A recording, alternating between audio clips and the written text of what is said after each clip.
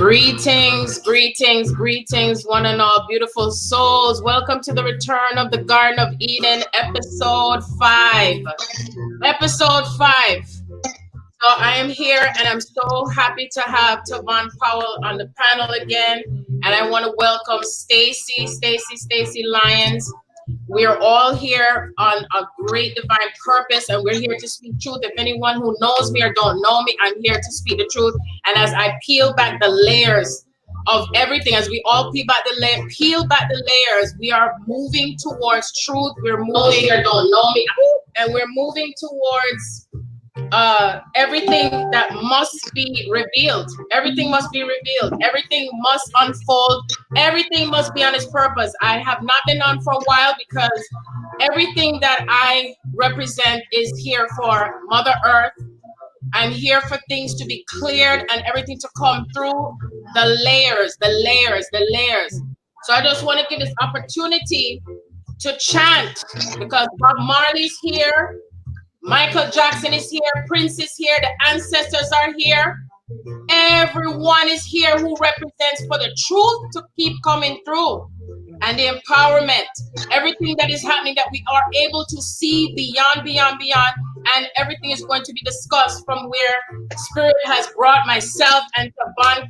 Tavon has had to speak out. This is about us speaking out. This is Stacey's first time that she's on live, and I'm so happy, ecstatic to have Stacey on this live with us. See, I also want to welcome, what's his name again? Warren? Warren is here on the live. That is Stacey's divine sacred soul partner. That's right. They could chant down Babylon. And while we are chant down Babylon, they go burn something in here too at the same time. You see? So the last time when you meet Sharon was in another place. And guess what? She's back again in another part of another higher aspect of her higher extension, of another extension and another extension of herself. And all of us here and all who's moving through these layers, just remember that sometimes the things that you think you know is going to shift to another layer of what you may not remember. The more you choose to let go, is the more you set yourself free. Okay? And that means that whatever you may have thought was the truth for you may not be the truth for you now. And that's just the way it is. That's the way it is. So anyway, I wanted to begin because I know that there is a lot going on right now. So many messages that I've been receiving for the past week, days. Everything I've been processing through has been nonstop for me. I know that most of you are going through the same thing. Are you hearing feedback? You hearing feedback? A little. Oh, okay. We are in 2 different timelines. Okay, that's what Spirit said. 2 different timelines. And these 2 different timelines represent the timeline of those that are still trapped in the matrix, and some of us that are exiting out of the matrix. Okay, that's right. So anything that you hear tonight, anything that's pulsating through, you will be triggered. You will be affected. You will be moving through another layer and another layer and another layer and another layer. A lot of alchemy today. Tomorrow, the next day, Mother Earth is speeding up. Everything is speeding up faster and faster. We are honoring our ancestors because they have risen. And they continue to rise out of the feeling, the anger, the suppression, everything. So if anybody feels and thinks that this is not relevant for you in this time, you're fooling yourself, because it's very relevant. Okay? This has to do with everything that has happened in those previous timelines that is connected to slavery, enslavement, everything that's been ignored, suppressed, dishonored, and disrespected. If you think it's going to go away from your reality, you're sadly mistaken, because it's not. It is going to continue to rear its ugly head. You see, and that's one of the reasons why in this timeline, many of us have come down onto the physical earth plane to clear through everything that has held us back, everything that has been a hindrance for our sacred unions. And one of the biggest things that has reared its head all the time is how much Black people have been dishonored, our colored people, the indigenous people. Anyone who is still holding on to thinking that we're dividing, yeah, we're dividing on one level, meaning that we're separating the wheat from the chaff. So you're going to find yourself seeing more things that you may not want to see from people that are around you, friends, family, colleagues, lovers, ex, children, whoever it may be, because this goes beyond the physical body. This is what you see in the spirit through your spirit. The more you activate your true spirit and remember thyself is the more you see.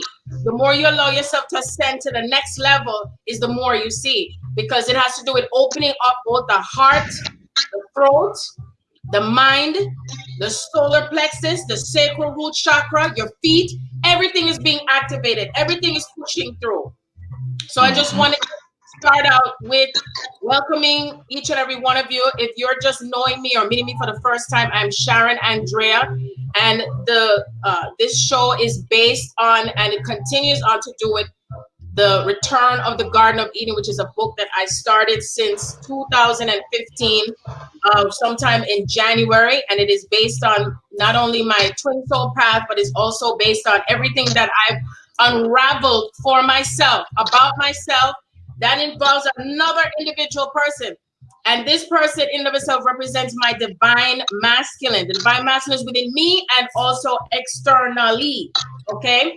And so each one of us on here on this panel have different paths, but still the same, because this is about returning to true love. This is about what we're templating as far as raising the vibration of Mother Earth. And anyone or anything that chooses not to complete the circle will not remain on the earth. And so everything that I talk about in the book is not yet published. I don't know when it's going to be published, but everything that is discussed in this, what I call it, Spirit want me to say, this story has to do with all of us. It's not about just me. And it has to do with each thing that I receive in downloads. I'm a clairvoyant, clairaudient. I'm able to see the energy and pull it through. I can see through everyone's solar plexus. I can hear conversations. I can hear conversations in the past and the present, and I assimilate the data. And this happens constantly. This is every day. And it's increased for me more, especially because the ancestors have risen. They're raised, the trumpet. This man, this Black man, George, represents the Black trumpet. This is the trumpet that has been sounded. This is the trumpet that has been sounded to awaken those from the dead in the physical and the spiritual bodies, okay? Because there are many, many, many, many, many ancestors and souls that have been trapped on the earth. Mother Earth has been angry and processing the anger through the fire. So you may have been feeling the fire pulsating through your solar plexus. Anything you have not want to look at and face, you are going to feel it. You're going to feel it. So that's why the fire and everything is happening around. If anyone had watched my previous video, the conversation that I had with Tavan, you would have heard me mention the fact that there's going to be fires and more fires. There were previous fires, but there's other elements that are pulsating through the earth. So anyone that wants to feel this is a division, sometimes we have to divide in order to see from the perspectives. And if you're not able to see it from both perspectives and apply knowledge and wisdom to it, okay, and what you receive in the knowledge, and apply the wisdom, this is where you stay trapped. And sometimes we have to know and understand that when the time comes that we have to separate, we must separate in order to what?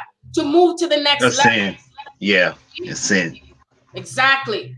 And that means we listen and we heed the calls. We heed to what we hear spiritually. I don't go by what we hear out there. So anybody that shares anything with me, if I am guided to look at it, I will. But if my soul repels something, guess what? Me, I'm going to listen to that blood clot first. Me, I'm going to listen to what anybody come tell me about this and that, and Tara knows all the things. You understand me? I proceed. I rise up to myself and the consciousness that's above me and above me and above me.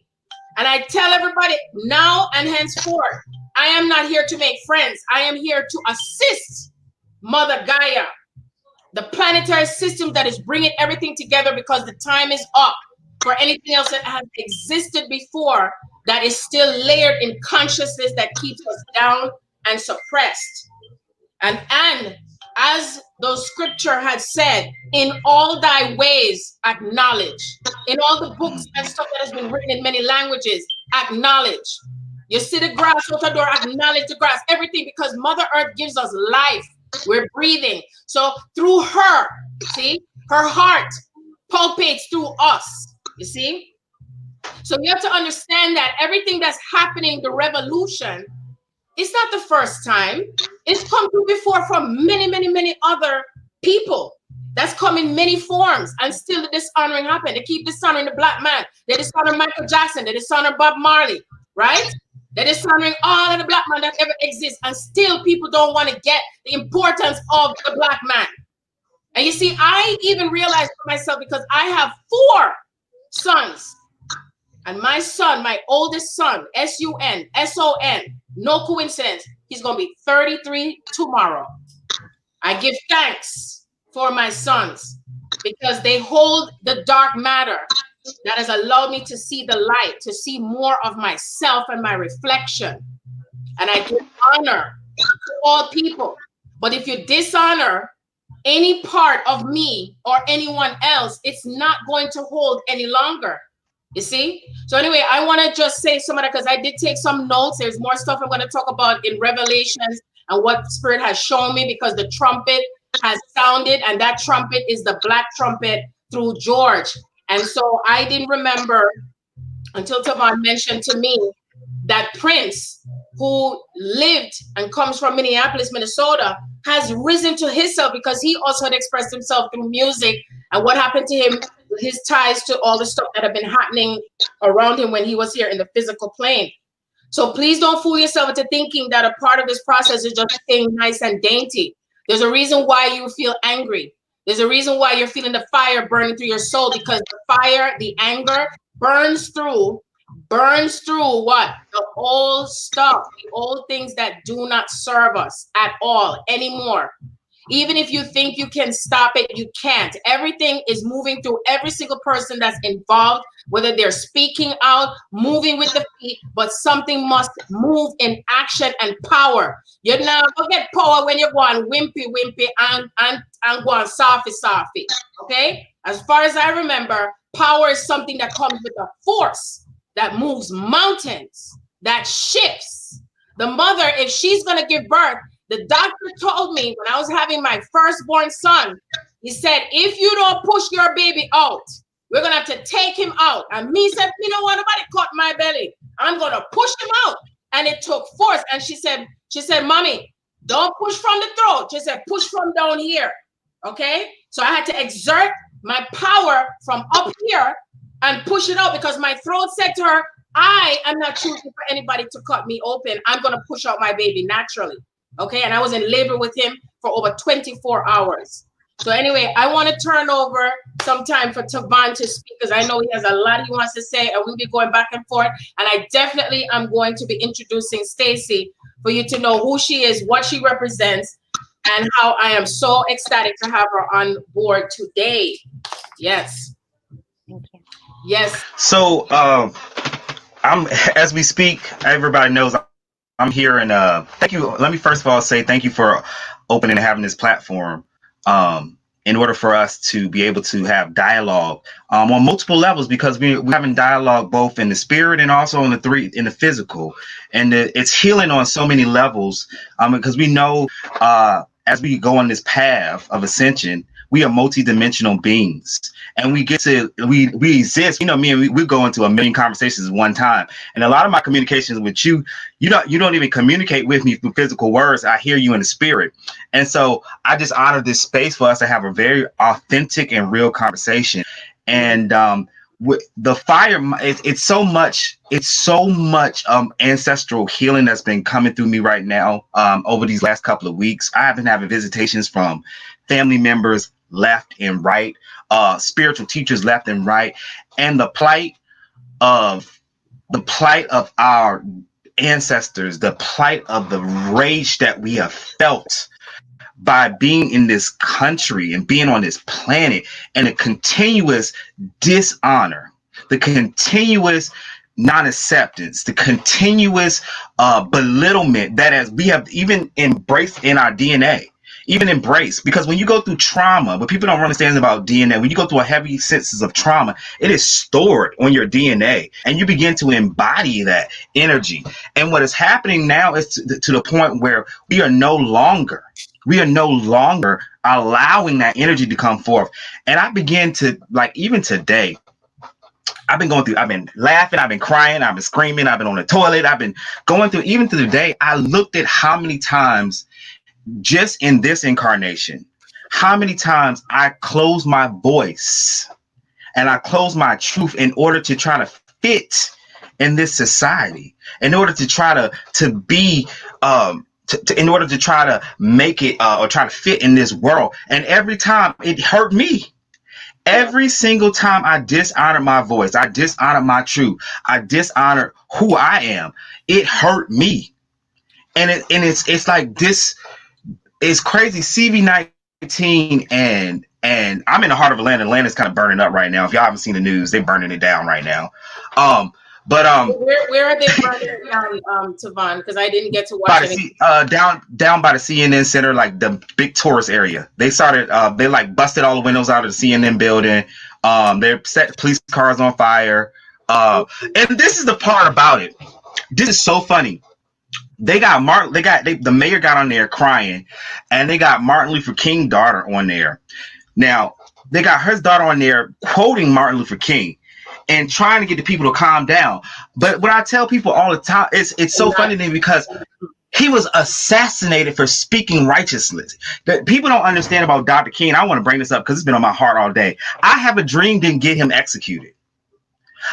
When he was talking about I Have a Dream, they want you to remember that was in 1963. Before he died, he was talking about economic power. He was talking about how the black man in America has had a foot on his neck the entire time, and how everybody else in this damn country has been given an opportunity to progress and have been given government assistance to progress, but yet our people have not been given those rights. That's the Martin Luther King they killed.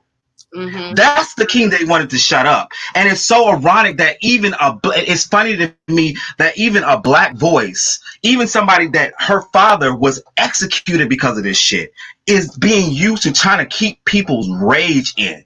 And it's not going to stop. What we understand, it's not going to stop. We are releasing this energy. It has to be expressed. It has to be talked about. It has to get out of our system. Yep. In order for us to move on to the new world, and actually the old world, in order for us to go back into that deeper place of truth and understanding, we have to burn away all of this chaos. We have to burn away all of this untruth. We have to burn away all of this dishonor. And it takes us that have been given this call to speak up, to open our minds, to speak truth. I was watching, this is even funny, I was watching X-Men. And I said, I was watching X-Men and talking about the suppression of divine feminine. And I was thinking about Jean Grey. And I said, you know what? The older I get, the more I understand Magneto. The older I get, I understand that Professor X was incorrect. Why little yourself? Why check your power? Why try to fit this mold? It took her becoming the Dark Phoenix to move into the fullness of her power. And her rage and her fullness of her power was necessary. The change that we need to embody in this country is going to come with fire. It's going to come with the phoenix. And all week in my head, I've been talking to Sharon about this. I've been hearing hawks. I've been hearing eagles, and I've been hearing them scream at me. And I hear that, and I'm taking that anger, and I'm taking that rage, and I'm embodying it, and we burning through, and we purifying. And I tell people this all the time. If you are worried about what you're seeing now, you just better put your seatbelts on. That's right. Better buckle up. You better put your seatbelts on because. Oh, go ahead. No. I'm saying yes, correct. Absolutely. Yeah. You better put your seatbelts on because I was even looking at my notes. I was looking at my notes between me and my twin, and I was looking at what Spirit was telling me about the training wheels of society being taken off, how everything is going to be exposed, how people are going to be the full embodiment of God, the fullness of the God that they are.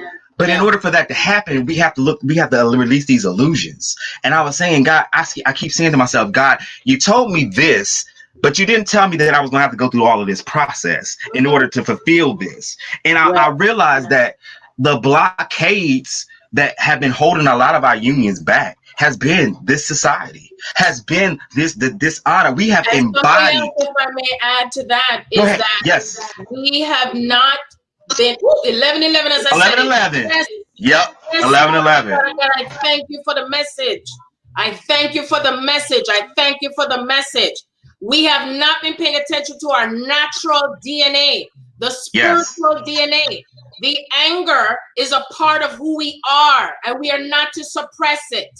The rage, the fire. Okay? Because just like how when I said when creation began, it began from the roar of a lion, the dinosaur, the dragon, you see? The fire, everything, all of that is so essential. So when you suppress yourself and you don't speak out now and speak your voice, guess what? You're holding back that whole line of lineage that's connected to you. You hold back from the time if in your ancestry that you saw someone being killed and murdered and your ancestor didn't speak up, and you feel your throat clogging up, you feel the rage, but you're not expressing it out to complete that energy. That's why we stay stuck. And then once you have been suppressed, if you're not speaking out, you have to get to that place where it doesn't matter who it is anymore. If them walk out of your life, that's it. It's either you choose yourself now, you see, or you're going to stay stuck where the rest of those others are at. You understand? Yes. And I said to Tuvan this week, because I told him I'm straight up. That's the one thing about me. I'm very straight up. I said to Tuvan, I owe you an apology. I owe you a deep apology. And I said to him, what the apology I owed him was the fact that I used to say, man, oh, you look so mad all the while. You look so angry. You know? You never look too happy most of the time.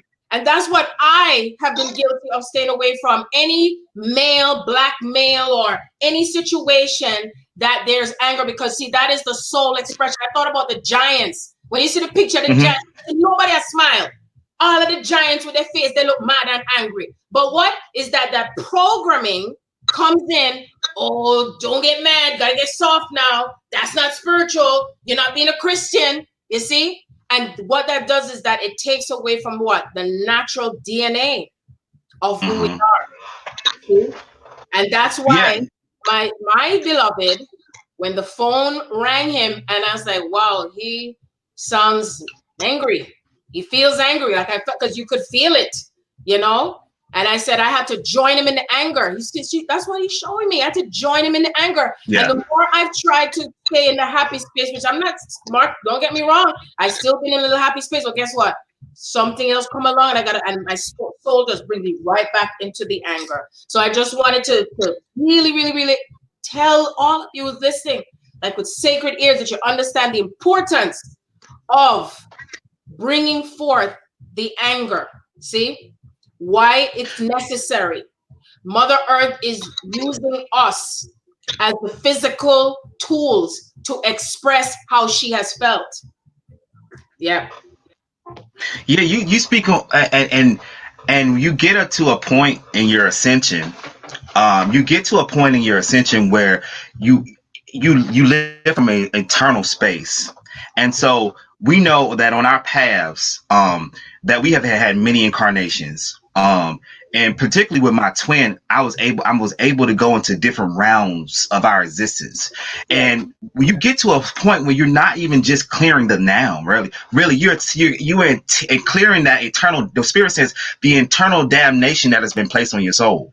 Those were eternal wounds from a plethora of lifetimes. I would go through these experiences with Shalom, and I would be in 2018. The next thing you know, I'll be in 3 BC. The next thing you know, I would be 1865. And next thing you know, it's the same energy, the same frequency that is playing itself out. And so with the wisdom that I'm moving to now. The wisdom, I'm looking at the subtle energy. I'm looking at the patterns. When you begin to observe yourself as a full being, I'm looking at the patterns, and I'm not just clearing now. I'm clearing all of it. I remember when I would have experiences with Shalom, and my great grandmother would come to me, or his mom would come to me, or his brother would come to me, and they would tell me things that we are healing and clearing and shifting. And I'm like, wow, this is like, I'm not even having a linear experience with this. This is a multi-dimensional existence that I'm having.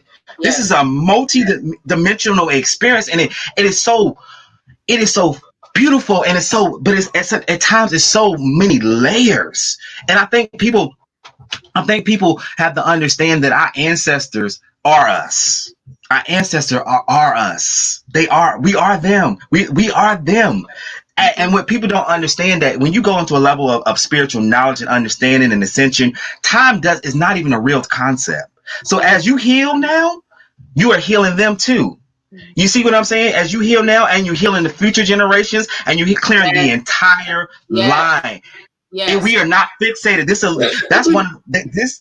illusion that we operate with is fixed. We so concentrated in a fixated point, but Spirit wants us to get into that eternalness. They want us to get into the fullness of ourselves, and in that eternal energy, we shift worlds. Spirit even was talking to me. Oh my God, Spirit been talking to me about, if we can let more go of the idea of time, then we won't need to die. We won't even need to be sick. All of those things are fixated on this linear timeline. We won't have to have women having painful experiences of childbirth. A lot of those experiences is how we have fixated ourselves in this dimension, how we have observed this dimension, and how we have allowed ourselves to operate from this dimension and not get into the fullness of our soul. And one of the beautiful things that CV19 is doing, and all of this drama and chaos is doing, it is clearing the soul, baby. It is clearing the soul. It is clearing the earth. It is clearing the path of these sacred unions. It is eradicating all of this caca, I like to call it,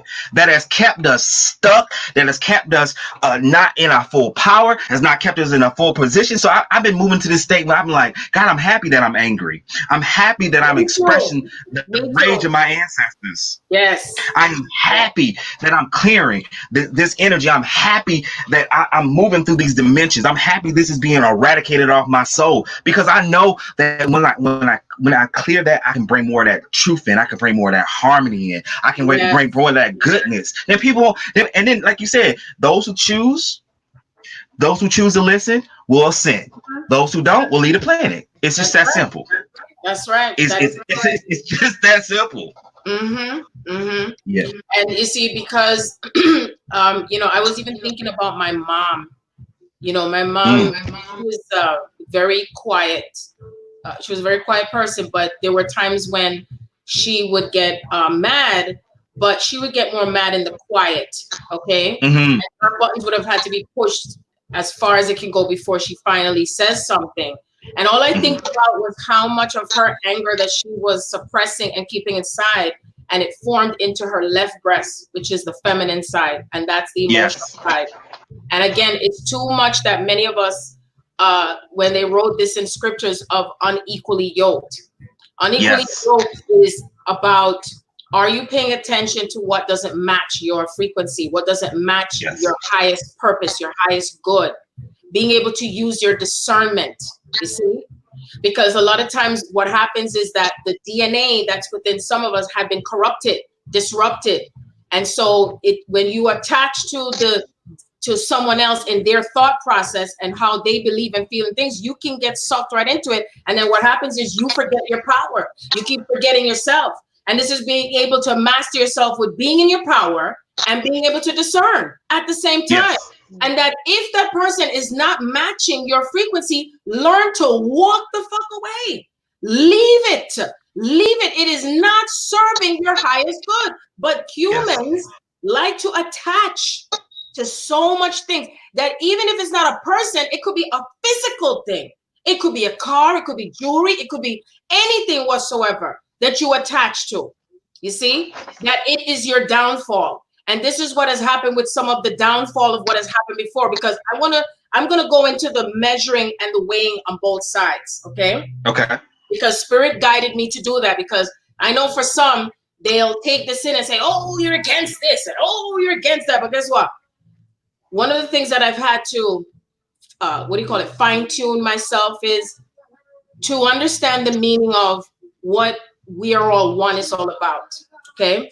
Because before anything happened in incarnation on the physical plane, there was a huge, and it's still happening now that not many are really paying attention to.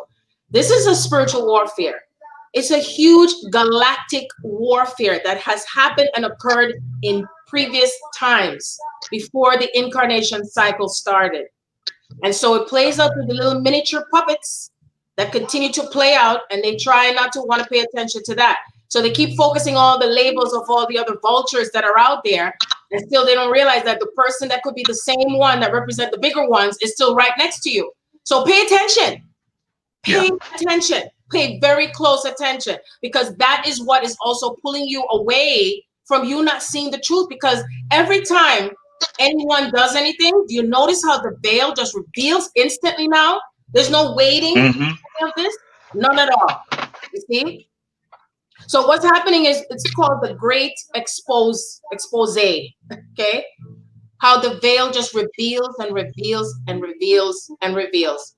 You cannot deny yourself any longer, because Peter denied, Judas denied, all of the other characters. Those characters, I've had my experience of the Judases and the Peters, the ones that will deny the truth. They will deny who you are to save themselves, because they want to still look good in front of others, or they feel that if they join you into what may be your own truth of what is your highest, that they may not get something, you know, from whatever they're looking for, whatever the case may be. You see? And then there's ones who are the greedy and the ones who want to have more power over another. Those are the Judases also. And Yeshua knew that he was going to be betrayed. He knew. And so he allowed the process to happen. You see? But this time around, we can choose to not let things continue to happen and finally break out of this matrix. The illusion of thinking that those who have suppressed us and have kept us disempowered, the ones who don't understand our power, our strength, our vigorousness, our plans for choosing peace and harmony, because they don't understand. What man does not understand, they kill and destroy all the time. Yeah. It's just the same thing. So for anyone to think that the way how things were before and what has been peacefully done, written, walks on the pulpits, the platforms, all of those things has not worked. It has not worked. But you see, when we work together in that unified field of understanding all sides of how Black people feel now, and stop undermining and saying, oh, we're trying to divide with all of us here. Or trying to say, oh, well, you know, don't you know that this person is trying to look out for you? Oh, why should you riot over here? You should be destroying America. Excuse me. America was built on lies and killing the indigenous people, okay? Taking their money, taking their lands, okay? So what goes around comes around, you see? My son asked me that question, Damon. He said, Mommy, do you feel that it was right? I said, you know what, I'm tired now, but me answer the question the next day. And as far as I'm concerned, I'm on the side of what must burn, what must leave, because you have to understand energy is something you can't see. You don't know what happened on that land of people who've been murdered, chopped, killed, land stolen. How many of your family members have been hidden, buried? Can you imagine the stories that we don't know right now that's out there publicly of what has happened? Huh? Yeah. Can you imagine? Yeah. When I started out on my awakening, full-blown awakening process, hundreds of thousands and millions of women came to me who were pregnant. And I did talk about that before. And their souls were in pain, and I felt their pain, and I cried and I cried. And I was remembering and having all the memories of them being buried alive, babies taken out of them while they were still alive. And I had to chant and walk around that house all the time in a circle, on in a circle, over, chanting, cussing. And I heard the Spirit of God say, you can cuss. So when people tell you not to cuss, guess what? You're being suppressed. Because when you cuss, when you get into the anger, you clear. All clear. All clear. You see? And we have to put ourselves, this is the time to put yourself in another man's shoes. Put yourself in another man's shoes. And when I say man, I'm talking about mankind, man, when Human. it describes I got you. woman, man, man, man, woman, man, man, Come woman. on. Yes. Stay. Yeah. Cause you know, sometimes they're like, oh, she's talking about the man, and, you know, because that's how they just listen to the message and stop trying to twist the message because you just don't want to listen. Come back another time until when you reach to a different level, but don't come at me and try to tell me what I'm delivering in my message. Because guess what? I'm gonna still keep it motherfucking rolling. If anybody know it, that's why I'm at the place where I'm at, because I kept it rolling since 2014, since I was 3 years young. I've been rebelling. Okay, that's why I'm an Aquarian, because me not like the bullshit. I'm gonna talk it. I'm gonna call it out. You see? So I took some notes and I was guided by spirit to help those to understand what it means to understand when one goes into denial, and understanding the fragmentation and the dissension of consciousness and how it splits and splits and splits and splits. You see? So that's the reason why you might talk to someone that they're kind of a little bit in your like thought process of how you are perceiving everything, absorbing everything, but it's not 100%. So you might feel like, I don't know if I want to deal with that person or this, because you know they're not really speaking my language, they're not connecting to me. That's when you know to pull away. You see, you're not going to argue. You may not necessarily, unless you feel pulled to do that, then do that. But I want you to understand the different levels. So I was speaking about and talking about those that are in denial, right? The denials, the Peters. These are the ones that they rather that you stay quiet and pray. Let's go to church. Let's, you know, this is not the way to do it, because they're not choosing to see that this has to do with our soul evolution of how we've been trapped and programmed into believing that the old ways and the old custom is what's going to change things. Okay. So they stay in denial. And then you have those who are also the repent. Some of those are in black color skin and white color skin, and some of them in other cultures and whatever representation they come in, they're in denial because they're afraid of what they're going to lose because of if black people come into power, and you know, oh, we got to stop this, oh, this can't happen, this, what's going to happen to us, and their money and that's what they think is that's their God. They worship that as their God. Okay, and how they can have control over people, and how they try to diminish and keep pressing onto it. You see, and so the key is that when it does come into your energy space with that, that's the time to rebuke it. That's the time to speak up. Don't let it ride anymore. That is what our ancestors did. They let it ride and they kept it going and hoping that God is going to do something. You are the energy that God uses as a tool through your God center and your God particles to move it, to speak it out. If, when I say speak it out now, you know, may I talk if every single one on them do videos, lives, whatever it takes, blast it out. When you blast it out, you're going to see all the cockroaches, them start scatter, because you're going to find it. They're going to come and try to attack you. Oh, how dare you? How are you going to say that? That's what's going to happen, because that's what, and you see, and what happens is when you speak out, it shifts, it moves, it pulls away the vibration, it transforms it back into what? Into what the truth is for you. And then as we connect to the next person who's on the same level as you, we're what? Unified in that field of consciousness. There was a man who said, I got your back. My restaurant was burned down, but let it happen. He said, I support you. You see, now he gets it. He understands, but the other person is going to say, how dare they burn it down and desecrate this, that, but they choose not to want to see that it represents, that whole region in Minnesota represents enslavement, slavery, how people were treated, and God knows what else has happened, okay, to a lot of the natives that were there before. And we have to understand that their energy and their power is pulsating through you, through me, through each and every one of us, for something to change, for something to happen, for something to transform. Because the new earth is not going to have any inhabitants that is not in that space and consciousness of what the true unification field is. So the unification field means that if someone is not on the same wavelength as you may not be taking them with you. We got to let them go. Let it go. You see? Because This is the time where when Yeshua said, narrow, what is it? Narrow is the gate, and there are but only few that walk through that gate, because it gets more powerful and stronger to how you are being tested, to how much you are going to use your discernment. You see?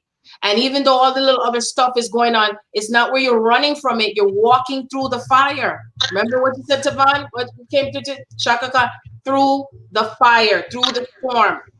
See, that's what it takes. That's what it takes. Because we also have the Uncle Toms.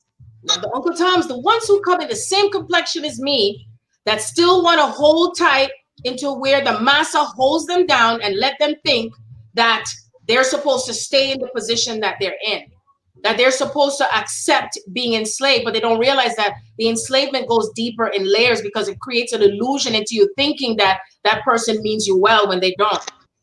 You see what I mean? And so if you allow yourself to get trapped into thinking that those people represent you, guess what? You're going to have an experience where you finally get to see if they really truly represent you. You see what I'm saying? And then what happens is that same energy is what has followed when I remembered in my own memory of those who have betrayed me back in the time when I was here on the planet. They take my information and twist it up, run with it, and then they come and they just slaughter people, you know, always running and hiding. I had to process so much stuff in my body this whole week, from my knees, my legs, my head. It was just unbelievable. And I knew it was all the other timelines that was processing through me, how my connection to Rondi, it was just coming through.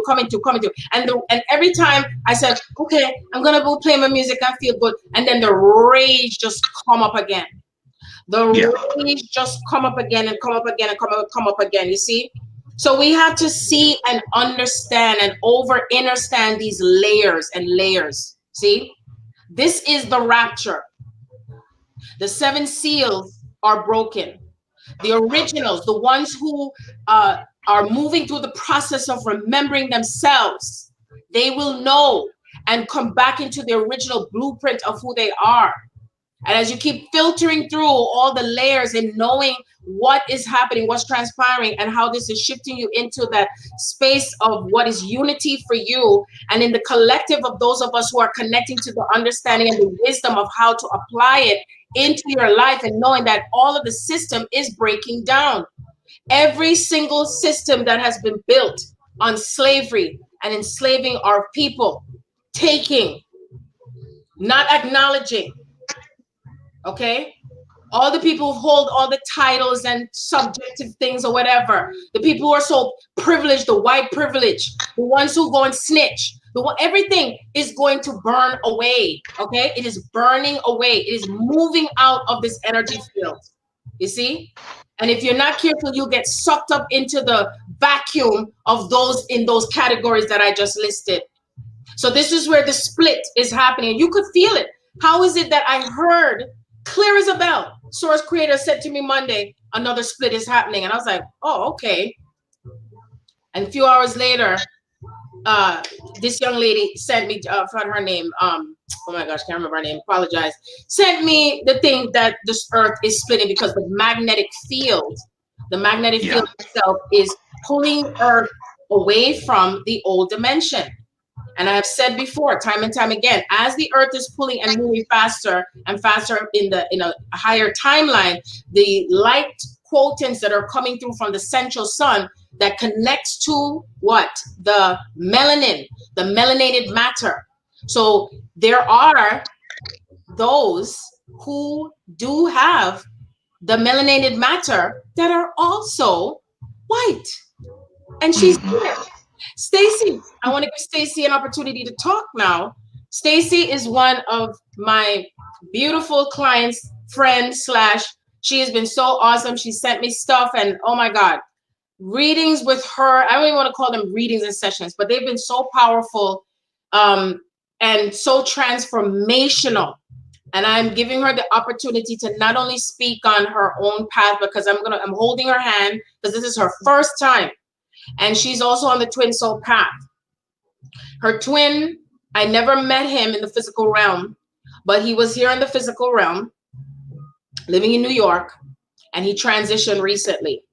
I had the opportunity to read for her with him communicating through me, to her, through her, both on the other side in the physical realm and the spiritual realm. And I can only tell you, it was such an honor. It is an honor for him to be here because he is here. So whatever you hear coming through for what Stacey's going to talk about her journey, and she remembers herself as being Black many, many times.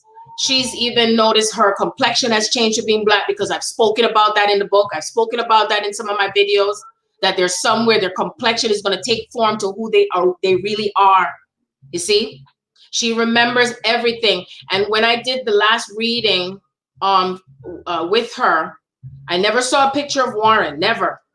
And I described her to him because he came into my bedroom. Because when I was reading for that time, I was in my bedroom.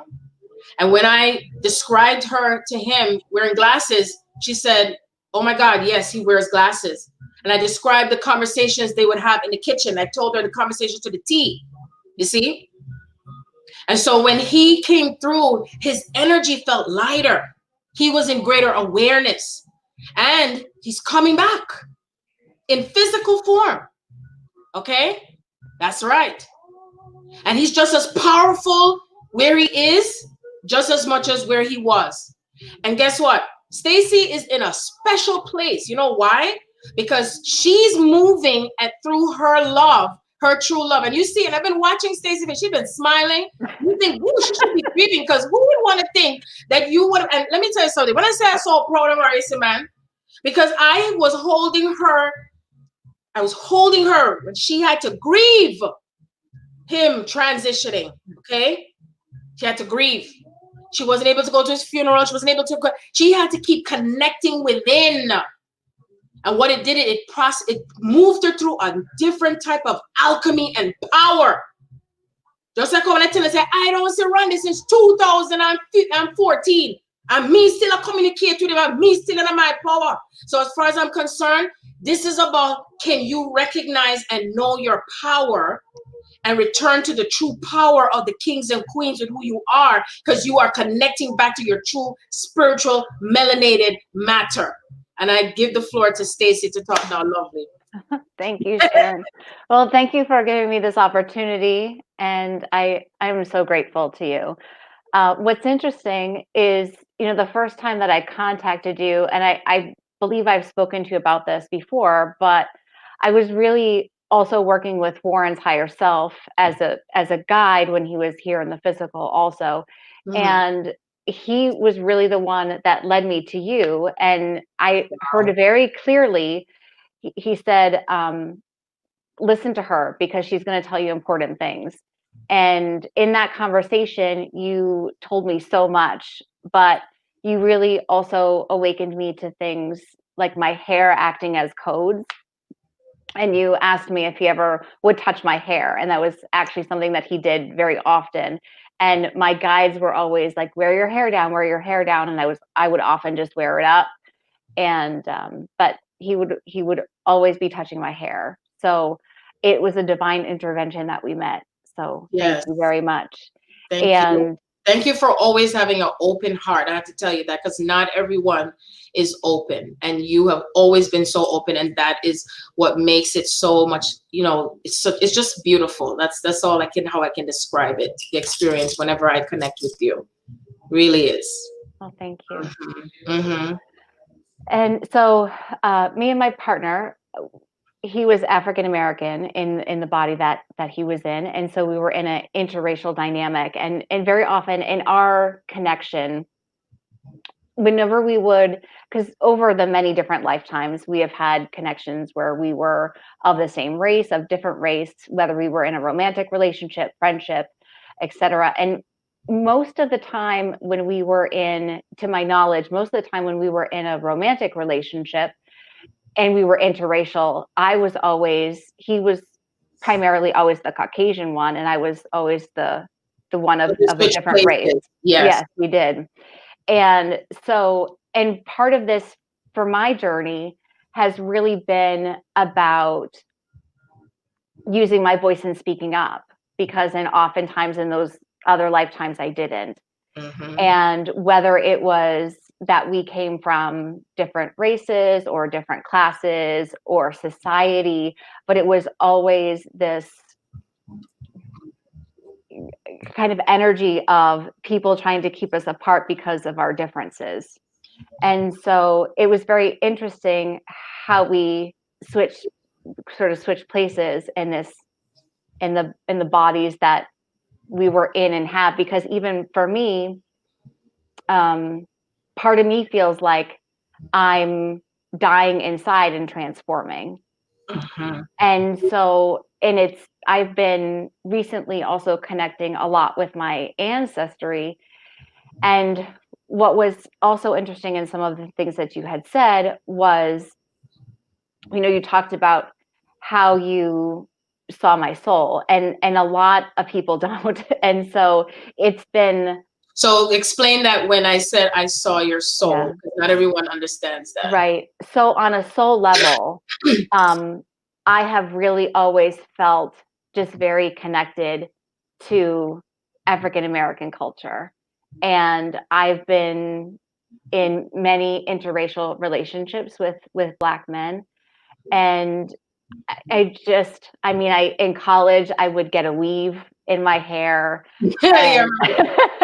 When she's like, this is black. This is a Black person's hairstyle, right? Is that what? Yes, I would often go to a hairdresser and bring in a picture of a haircut I wanted, and they would say, this is an ethnic haircut, right? And I would say, yes, I know. And they would encourage me that it wasn't going to look the same on me, but that was just kind of what my soul was being led to and identify with. Yeah. Right. And even, recently, and I think a lot of people maybe misunderstood, because for me, it was never about, I grew up in New Hampshire, and in growing up in my high school, there was only 3 people who were not white. And we had a woman who was Egyptian, we had an African American male, and a Latino. That was it in the entire school system. But for me, it was never, I never looked at it as a racial thing. And so when I moved to Connecticut, I went to college in New Haven. And so obviously my diversity expanded a lot going to college there. And so, for me, I think part of my journey has been about coming back to who I am, but also who my soul is and who I've been in so many lifetimes. Yes. And reconnecting and being comfortable with the fact that, because in many different lifetimes, I, was, I don't want to say this. Say just what comes to your heart. Yeah. Say what this, because this platform is for you to speak what comes through from your heart. And even if you feel uncomfortable because you were personally attacked in the past, those past timelines, for being able to be who you are. That's what Spirit is telling me. So just say the word, just say it. And I think part of me was ashamed of who I was in other lifetimes because of whatever was going on, or there was always people trying to say, oh, you can't do that, or you can't be with that person, and this segregation or trying to keep it apart. And I experienced that even in this body with. Devon is nodding his head because he knows what that feels like. Yeah. Oh yeah. And people trying to separate me, or saying, oh, you can't do that, or you can't be this way, or you can't do that. And so that was really challenging for me. And then when I started going through the process of my different lifetimes, and even, I recently told you, but I even went through my ancestry and had my DNA tested. And oh, okay. I don't remember you telling me that. Oh, I think I told you on Instagram. Oh, okay. I don't remember. But because you had mentioned that you saw my soul as being Black, and so I had my DNA tested, and even though it's just a trace amount, but my ancestry lineage started in Africa, in my ancestral lineage that I have now. And so after it splits and splits and splits and gets to me, it's only in one small strand within the 23 strands that you have in your DNA. Yes.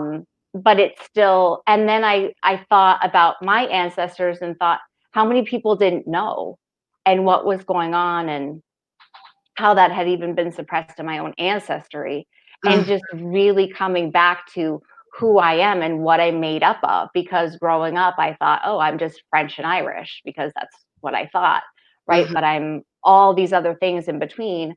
But when I look at it, yes, Khadija, greetings, Khadija. She just said the strand is activated for you because you are the strand. That DNA is within you.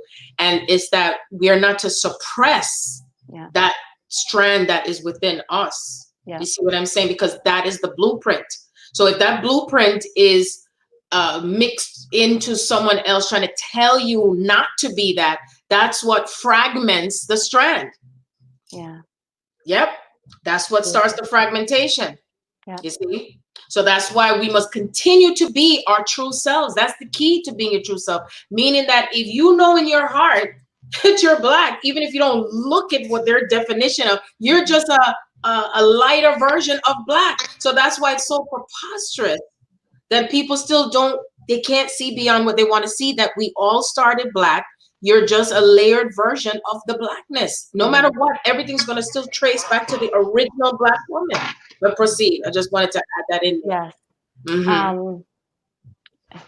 Forget where I was because sometimes it's changed. It's all right. You were talking about the test that you took and and then just where in my ancestry and doing the healing work on that to heal wherever it was misunderstood. Because even though I was very lucky that both my parents were very open-minded about things, and both my mother and my father raised me on the principle of you treat others how other people treat you, and it was irregardless of the money they had, the color of their skin, because it was just instilled in them.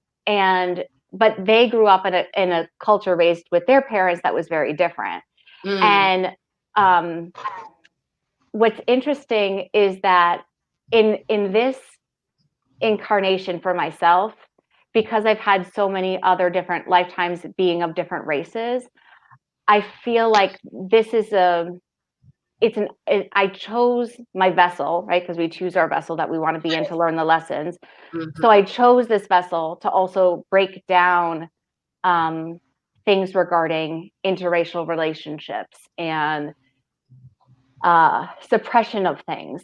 And one of my first memories as a child, kind of using my voice and speaking up, and I guess rebelling against my family, so to speak, is when I was about 5, and I had a grandparent tell me that I was to never bring a Black man home. Wow. And I told her, if I do, there's nothing you're going to do about it. Good for you. And you were how old, you said? 5. Wow.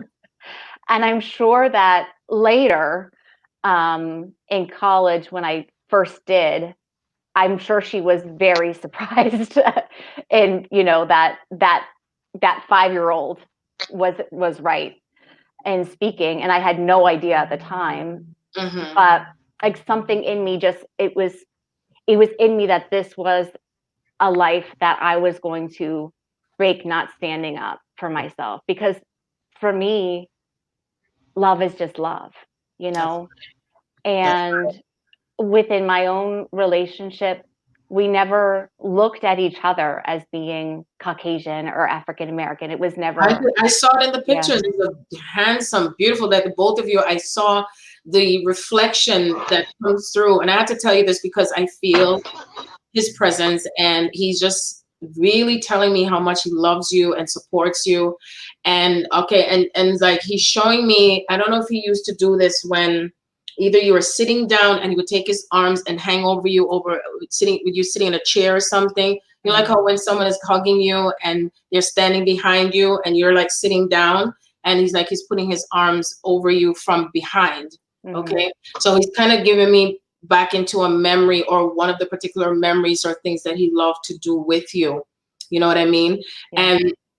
everything that you are processing now as you're speaking, because your grandmother represents those energies, again, that have always opposed what love should be, or tried to tell us how we should be free, how we should be at peace, how we should, do this and do that and all that kind of stuff. And that's why many of us have been chosen to bust through that energy, go against it, okay? That even if it goes against your family or your job or this and that, is to trust your inner knowing to come back to the original blueprint and the DNA of who you are, because that is where the power comes into what changes. And when it moves together collectively with others who are on that same frequency, okay? We are creating the new earth and the ability to be able to have that expression of freedom of that love.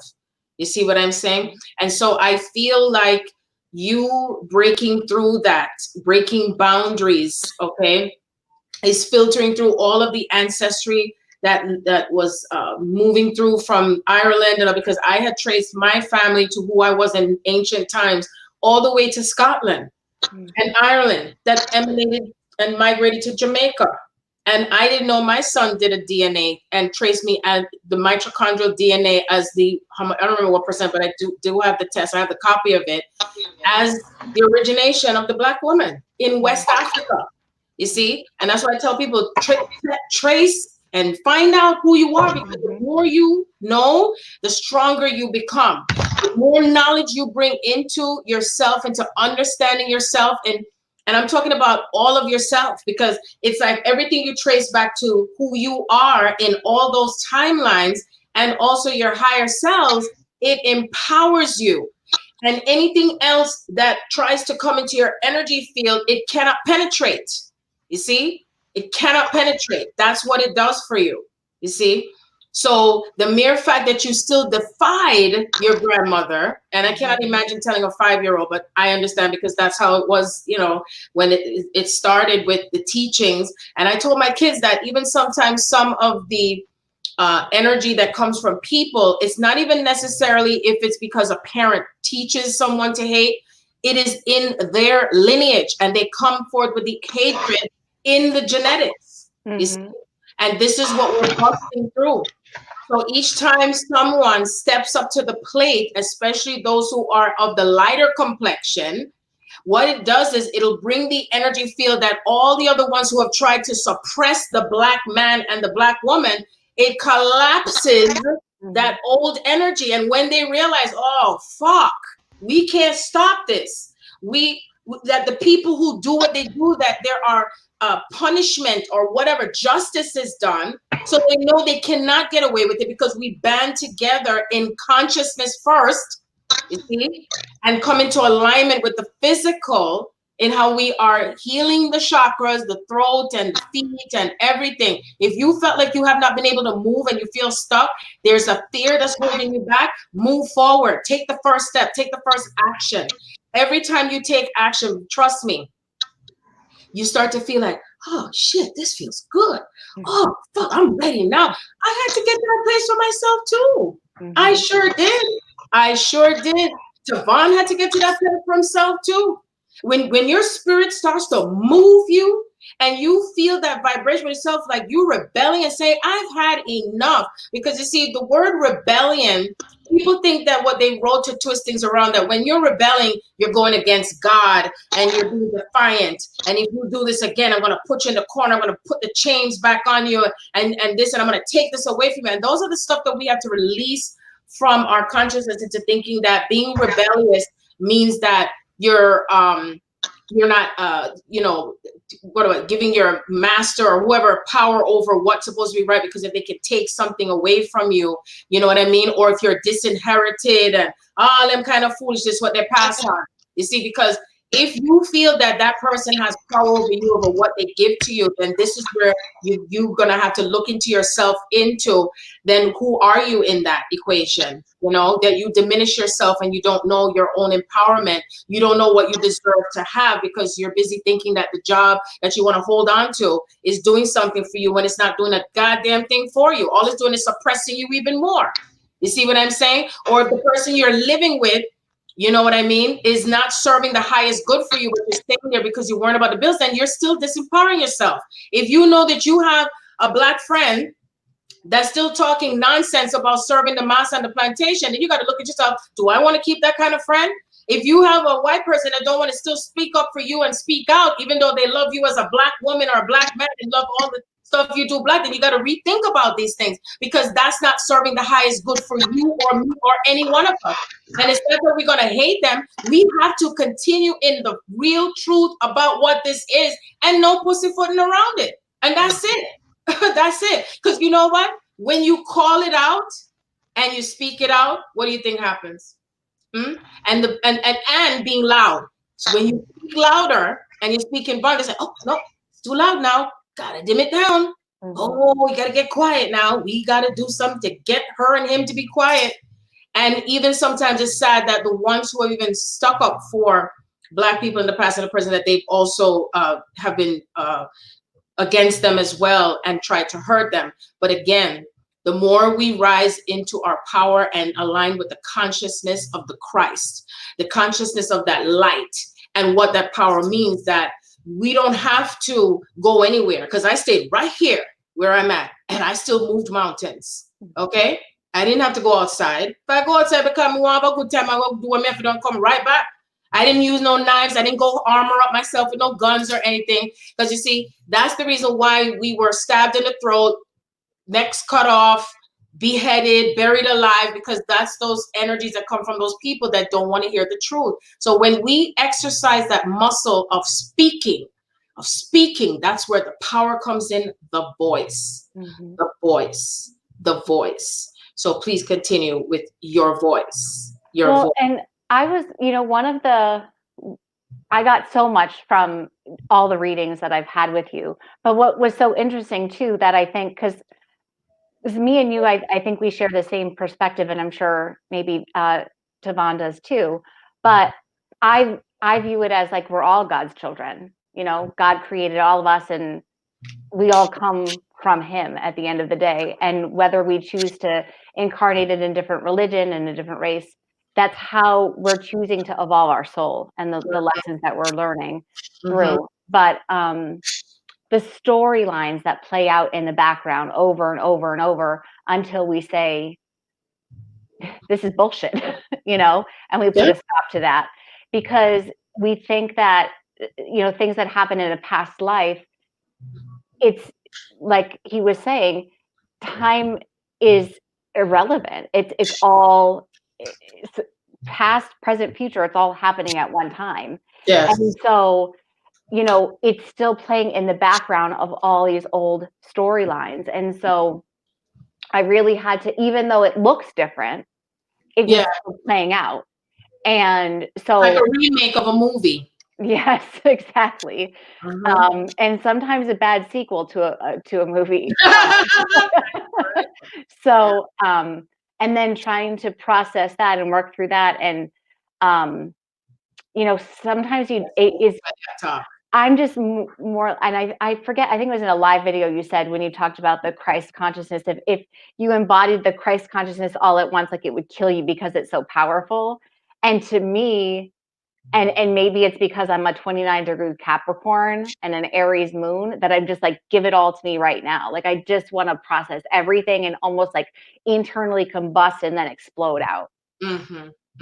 And so, but it's just been processing those lifetimes, this lifetime, every lifetime. I mean, even it has really felt where it's like the past, present, future molding into one and all becoming everything.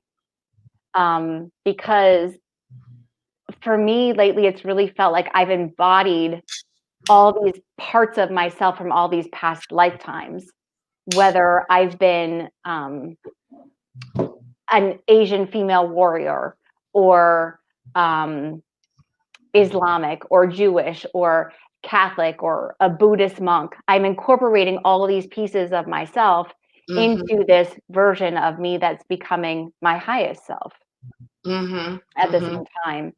So it's just been an incredible journey that is just, it's so profound that I guess it's tough to put into words.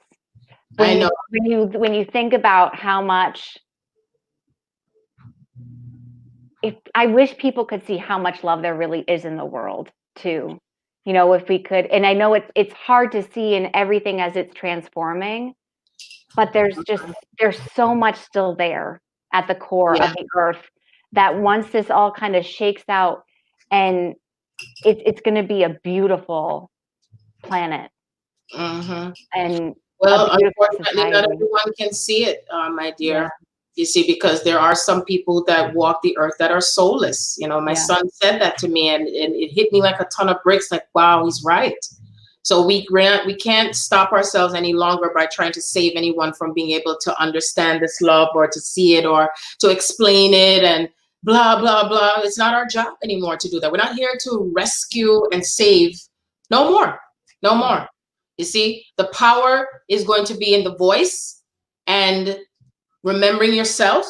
Embodying the Christ consciousness also entails what you are able to process through in the dark matter, understanding the differences with the darkness and which aspect and side of the spectrum the darkness is. You know what I mean? Because there are energies out there that are trying or have tried to start the process and they're not prevailing. It's not happening. You see? So everything that has, I was watching this video again, I had shared, and it's this woman sitting on the, I think she's sitting in a chair and she's trying to talk. And then all of a sudden, she started talking, and the guy just throwing the water in her face and throwing the water in her face. At 2020 be like you're drowning, like something's just pulsating on you, and we can't stop it. You see? And so I wrote down what started out during the year, and then Tavon, you want to chime in with it too.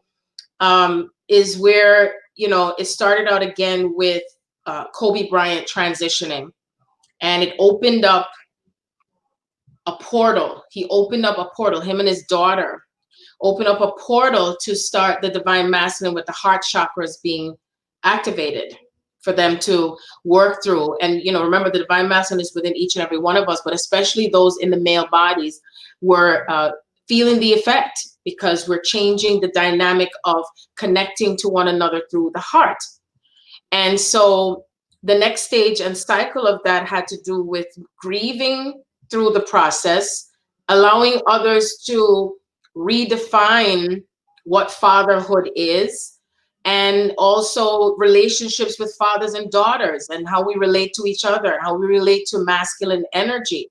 Okay. But it's interesting how, again, Kobe, he was considered to be a celebrity, but at the same time, he still touched everyone's heart. And then they tried again. Now that I think about it, they tried to even bring him down, try to find stuff on him to try to negate things to do with him. It's, with Oprah and Gail, and they represent the Uncle Toms and the Judases, because they want fame and glory and they want to bring down instead of focusing on his legacy and who he is. And so even if he did do things, why place so much focus on that instead of the person, what good they've done? Because people rather focus on anything they can dig up on you, anything at all, instead of the good. And it's not to fall for the tricks any longer with that, right?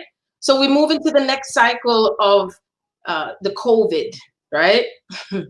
Great old COVID, the silent killer, the air. Oh yeah. Whew, what a spectrum that is, huh? The silent killer that came in anyway, even before anybody knew what it was, because I know that I felt some things before it was even identified. And all I know, I kept telling myself, well, you know what, if it's time to go, then I'm okay with that, because I'm ready to go, to go and be of service on another planet anyway, because for me, it just felt like it's slow and boring. That's how I felt. So now I'm really feeling the excitement, because now I see the action is really taking place. And I knew that the COVID itself was the next part of what Bob Marley talked about, a natural mystic in the air. If you listen carefully, you will hear it, right? And you're going to feel it. So it created another transformation. And you know what? It's interesting that the COVID also represents another aspect of the darkness, because it's in the dark. You can't see it. It's invisible. You know what I mean? In another way of darkness. And so even if anyone was using it to try to whatever all the stuff, depopulate, this, that, they created it here, and it still served this purpose because it created a cycle of what has to heal and bring families together, because we're redefining again all of the old stuff, the stuff, and where we haven't looked at carefully to do it, how we've been enslaved, and letting go of our perceptions of what we think we're not being enslaved with when you actually have been enslaved, right? And the same system itself that has kept us suppressed is the same system that is gonna pay us back. They're gonna give back. It's in reverse. You see, it must happen. It must be fulfilled. So we have to understand that as it led to the next cycle of all of these other Black men that have been lynched, because I'm not going to say they were murdered, they were lynched, that opened another portal and energy and wave of all of the stuff that has been buried deep in the earth, because they showed me, and Tavan has spoken about this too. I'm going to have him talk about that as well, because I'm not going to take away what his vision is. But I also saw that there were physical people and actual energy of people that are underneath the earth that has not been discovered. And so everything else that is buried is going to be revealed. Planetary systems that have been hidden are going to be revealed, okay? The galactic beings are going to be revealed. They're also going to be coming to earth in a more, I would say, greater form, where you see them, talk with them. Me, I tell them, they can't come and ring my doorbell, I'm ready. I am ready, okay? And they keep showing me twos and twos and twos in reference to that. So the only thing I can think of or feel into it is that they're arriving on or about between now and 2022 is when it's the greatest, I would say, more in amount of them coming here on the planet. And it's not a takeover. It's not for anything to fear. It just has to do with what must come into balance with how we're coexisting with one another. The planet Mother Earth is Black. The earth and the soil within her is Black. Everything that she is fertilized and comes through is the brownness, the Blackness. And right now in the cosmic energy, what they show me is that everything feels like a penetration. It's being penetrated, which is just like as if you're having a sexual energy. And that's how they show it to me. So as Mother Earth is being pulled, that's a part of that penetration that's happening now, that's reforming everything that's in energy that is leaving and burning away. Or if the flood comes through, if the wind comes through, the storm comes through, all of it is playing itself out. So we must stay on track in understanding the greater picture of all of this, and what also the transitions and the deaths represent, and another portal that opened up the locusts, not the locust, excuse me, the locusts were involved also. Oh my God, what was that thing called? The trumpet. The Black trumpet is what George represents, because as that portal has opened up, it has manifested something to happen to get us into that greater 0 point energy, okay? Which is how we're being reactivated within our DNA structures. And like for you, Stacey, you are activating not only your DNA and your lineage, but also stepping into that role that even if it looks strange to others, it doesn't matter, because it's almost like it's like a silent army. It's a silent army. It's a silent unification of what's to come and what's happening now. And we're not to be afraid to speak up. We're not to be afraid to express our true selves. The true element of who we are is what's breaking ground. You see what I'm saying? Being able to identify who is not really equally yoked with you in any form, whether it's in a physical energy of a person with a name attached to it, is to really know. Be mindful of other twin flame teachers and spiritual speakers and all that kind of stuff that's talking out there, because guess what?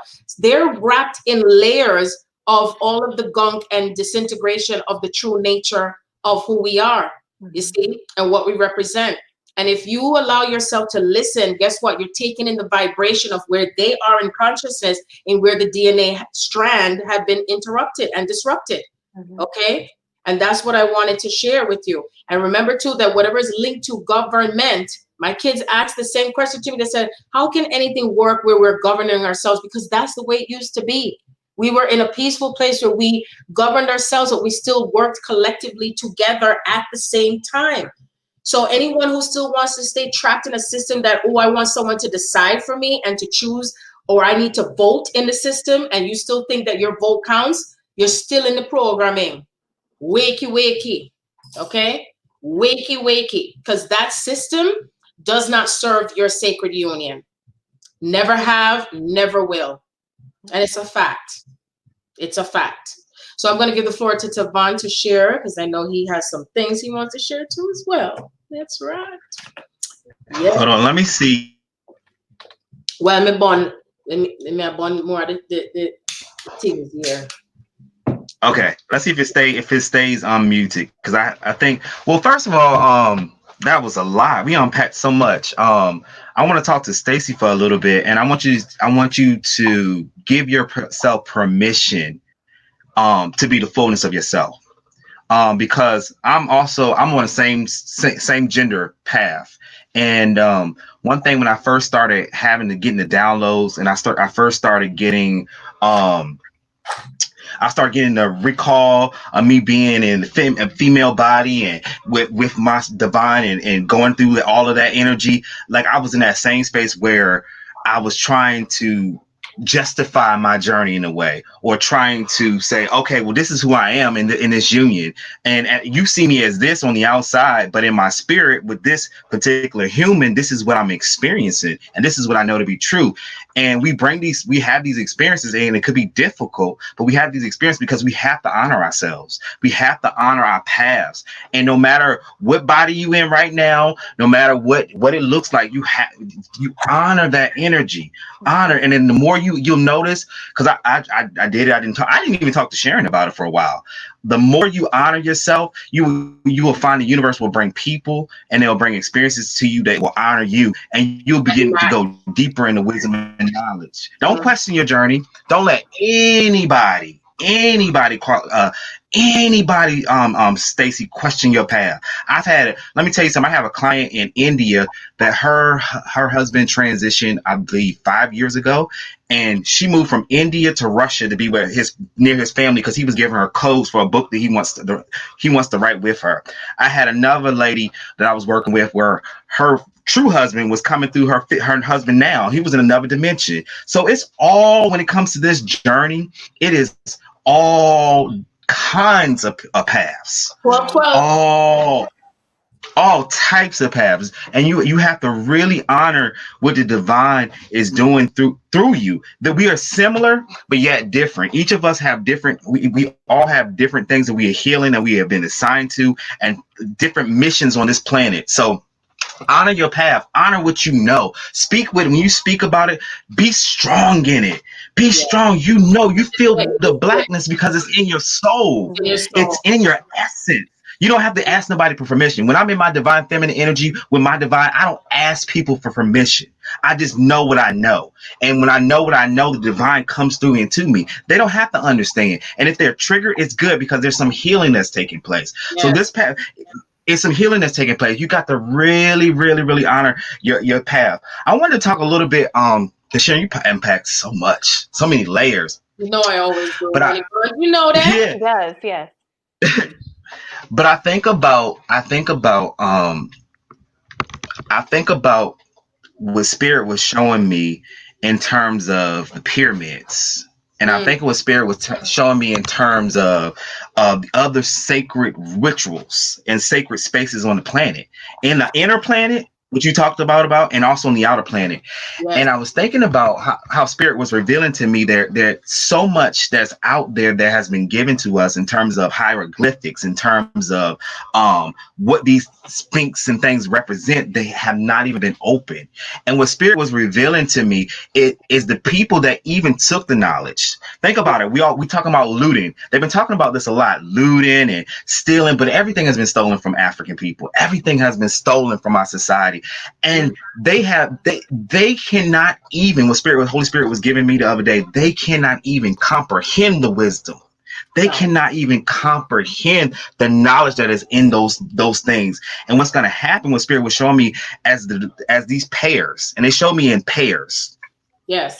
All around the earth, as you get to the proper access point, and when you come into a collective agreement with Mother, these things are going to open up, and it's going to be like super. When I say supernatural, it's going to be supernatural. When I tell you the pyramid's going to open up, when I tell you there's wisdom, the books are going to open up. When I tell you the places in the earth are going to open up, and it's going to be when the pairs come together with Mother.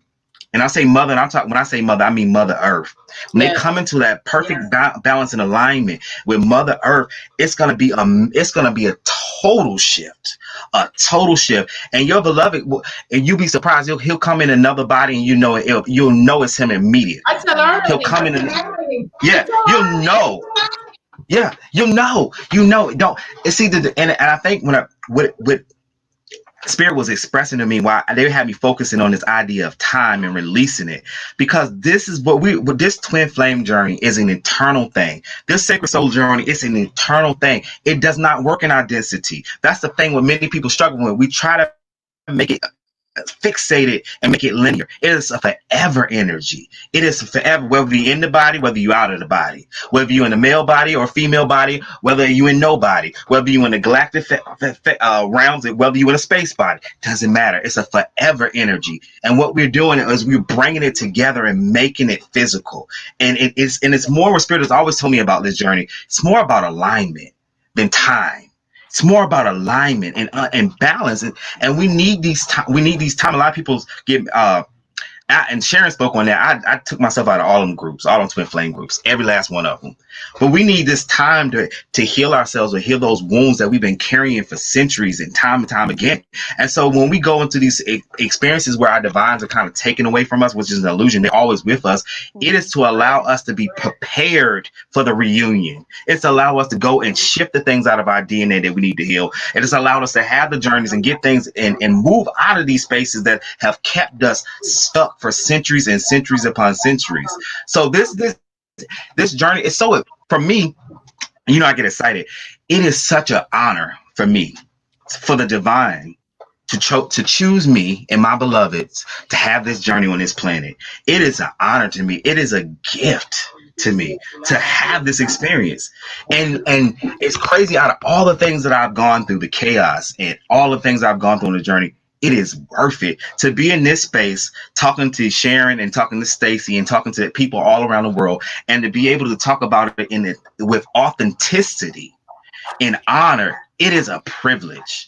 And what Sharon is getting to, like, we don't, right where we are now, we don't need to say people that are not. First, some people can't even embody this wisdom. No, they can't even embody it.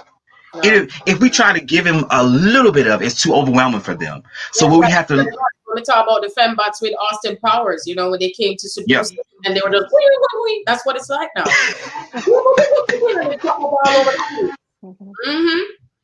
Yes. Yeah. No, you can't. They can't even embody it. They can't even embody it. So I don't waste my time anymore. Yeah. Yes. So we have to release them and let them go. Completely let anybody. I was today I was looking at something my aunt posted, and I got angry. But when it was angry, I was looking at it and I was like, I'm not angry at her. I'm angry at this level of consciousness that is still stuck in the old, that don't want to look at anything. And so, just for me, I'm excited. I'm like Sharon. Like, I'm excited that all of this stuff is happening, because it's like finally we're going to get this planet to the zero zone. That we finally going to get to this neutral zone that we've been trying to incarnate in time again to get to this space. And so for me, it's in the craziness. There's excitement in my heart, because I know we're moving into something that we've been trying to do for a long time. Like, I remember when the planet was created. I remember me and my twin would talk about it all the time. We talk about the creation of the planet. We would talk about the design of the human being as we know it. We would talk about how we chose to govern the planet. We talk about what it was like before we came to Earth. I mean, all just layers of information, because it's our wisdom. We were there. We know that knowledge. And the thing about it is, just because we now in this physical body and we come in this incarnation, that knowledge is forever. And I'm excited when I'm excited when the aliens start coming and sitting with us and having conversations. I can't wait when they bring the doorbell. I'm here, them outside. Oh my God, they're there. I told you so. Because I told you so. And when I see them, they're black beings and they're very tall. They're like over 9-10 feet tall. That's why some of us were here as giants. I remember when I was a giant. I remember. Me too, yeah. Me talk it out. You see what I'm saying? Yeah. That's exactly where. And the giants were in Jamaica also. They try to hide that information, but it's all disclosed. Everything full disclosure. Full disclosure. Yes. And even though some of the stuff in the scriptures and things were, taken out and also stuff in there to twist things around, again, when you are ascended to a certain level of consciousness, you will have the ability to break the code. May I break code all day, all night, codes. Everything just goes like, it's not everything that is literal with all of this. And so when you hear and you know and you realize, wow, this is really the rapture. This is really what's happening the next step of the revelation. Because this is the new revelations, the new revealing. Yes. Anything that anybody thought that they could destroy and twist it up in all the books and stories, guess what? They can fuck off because it's in your DNA. It's to activate that DNA within you, so the knowledge and of the wisdom. I will never forget when I was recording for the book. OMG, for months, I would literally be in that room and I would just get downloads, and it's just coming in, and recording. I was like, is there ever an end to this? I said to God, is there? And they said, nope. They said, keep going as long as you want. I said, but I forget some stuff. And guess what? My soul gets so excited because it's like, okay, I want to know more. Ooh, tell me more. You see, when you get that level of excitement, you don't think about the food, the bills, the this and that, because you know that you are protected. You are taken care of. You're taken care of. Everything that is being restored is returning to us by right of consciousness. You see? So if anything that you're still working or anything that you feel is an opposition for you now, if you read something that triggers you, pay attention to it. Don't run from it. Respond back to it. Even if it's within yourself, or you post something, or you say something, that is what counteracts what has been against you and us for centuries. Open your mouth and talk. Talk and talk and talk as much as you can talk. If you feel you're tired of the same motion, this is a commercial now, the Galactic commercial. If you feel you're tired of the same shit every fucking day, and it feels like a regurgitating story, think about what has really made you feel the way you feel, okay? Not necessarily saying this person caused it and that person caused it, because that person is helping you to see what you did not complete, what you did not face, what you did not heal for yourself and or your ancestors. I had to heal stuff to do with my mother that me never got through. And I had to work with my mom who's on the other side. I love my mother. Let me tell you, my mother's helped me more on the other side, and she's always such a giver, my mother. She gives things to people always, and I said, that's where I get that from her. You see what I'm saying? And she left out of this lifetime still helping. And so but the thing is that she neglected to face her own wounds before she left out of here. So that's why there's some where you're working through that lineage. So Tavan, if whatever your aunt put out there, counteract that bomber clot. That's we started to bomber clot, you know. If D is on, you know what I'm talking about. This is I even had an experience. I've had so many. I remember, I will never forget this though. My grandfather on my father's side, I wasn't really particularly close to him in life. I loved him as my grandfather, but I remember one time, even in healing the divine masculine energy within me and also outside of me, I remember one time it was just all males in my family. I was in astral realms, all males in my family, and they would just come to me and wanted me to hold them and hug them, and they just wanted to release pain and just shame and guilt. I had experiences where, like, my great grandmother, which again I wasn't close to her in life, but she's come with wisdom and knowledge and put flowers at my feet and said, "Thank you. You are healing so many wounds for our family." So it's a when you open your mind, and you allow the fullness of yourself, it is a joy to me to be able to work. People say, why you sleep? No, I'm not asleep. I'm working. I'm doing something. I'm in the other realms. I'm gathering knowledge. I'm getting wisdom. I'm clearing stuff. I'm healing. No, I'm not just laying there, boo. I'm doing something. I'm doing a lot of things, you know. And processing every day. That's why I haven't done no other work, because all I hear is Spirit saying, this is why I'm here now. I'm doing why I'm here now. Walk through these old stuff. That even if somebody don't like it, tough titties is my motto. End. The end. Tough titties. End. Tough titties. Tough titties. Okay? Yes, man. I'm not going to be there wobbling in the same thing, because I know that I know what I see and I know what I feel and I know how I'm applying it. And therefore, as I give and receive, I say in all time and space that I'm grateful for whatever comes through me to express that anyone who receives, that they also allow themselves the ability to receive it and to break it down and to alchemize it. This is what alchemy is. And that they know that what they receive is also going to be the highest and best. Because sometimes some of us feel like, well, I don't really want to hear that, or I don't like that. It doesn't feel good. It's okay, because that's where the soul is. Your soul, your higher self is leading to you. What part of you has held on to a block or a programming that you may not still have let go of, because it runs in layers and backgrounds and it loops back in. It also comes in a camouflage. Oh, yes, it does. It disguises itself. Yes, it does. See, me not ramping up, because guess what? Every time when they reveal themselves, they can't hide, because I'm in my power. I don't visit me peacefully at night. I mean, nobody personally attacking me. Because even in spirit, if I have a dream that anybody trying to read on me, they can't say nothing. No, you can't penetrate through this.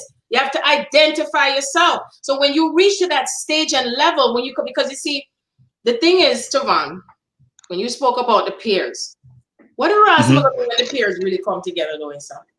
Because you see, the power that come in the peers is going to be astronomical. It's like a nuclear blast, as what Spirit says. Yes. Nuclear blast. Okay. And you know, even like when I see Warren, he is so oh my God, because the soul is huge. The soul takes up sometimes even what I call it, a region. Like I saw my soul in a dream, and it's like it took up a whole region of maybe like half of the United States. So it's like I know I have the ability to astral travel in dreams to others and come back here and still be multidimensional. That's what Yeshua did. He had the ability to be in more than one place at one time. You see? Yes. And that each person doesn't have to be in fear of another person's power, because if you are in fear of someone else's power, then there's something for you to do with healing yourself and coming into your own space of power, your own self-love, your own self-awareness, okay? And work through it. That even if you are doing this on your own, because I know sometimes we want to attach to other people and keep looking and say, well, they're doing this, so I probably need to be like how they. No, follow the inner guidance. That's where the knowledge is within you. Whenever I receive information, Spirit always let me hear it first, and then I look it up. Because I said, look it up, because you're going to see that I did not hear it before. Everything I talk, everything I share, it's all spiritually led. And then it's like we're bringing in. So can you imagine if there's, again, I say, if there's 20 million of us, I'm not going to stop at any number that's pulsing and penetrating. That's why the walls of Jericho is what? Breaking down. What's that number? 777. 777. Yeah.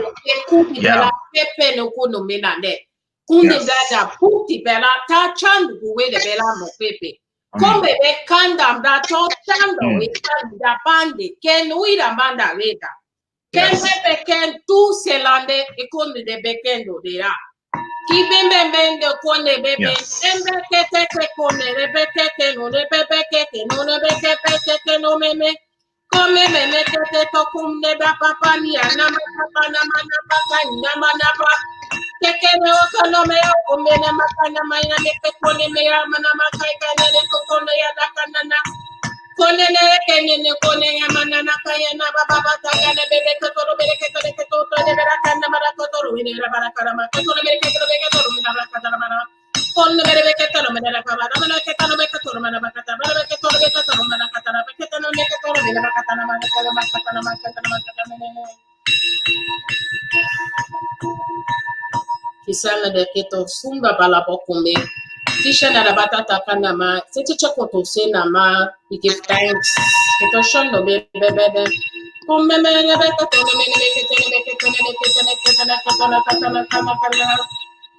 It is not your business or job to show anyone who you are. This is for you. This is for you.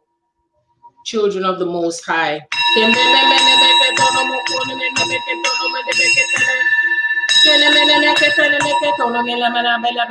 To remember that everything that is shown to you is your divine right and is your blueprint and connection to the source creator.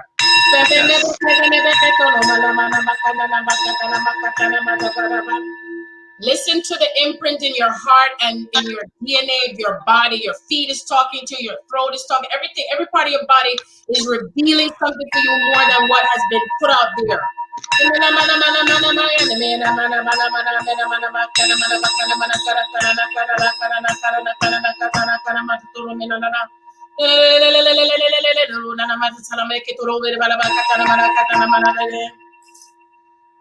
Right now, there's like a tribe that's around me, and they're linked to Native American, because where I live right now, where I reside, it's a lot of indigenous Native American Indians. So many of you who are on here now that's linked, they're all here. I'm hearing they're all here.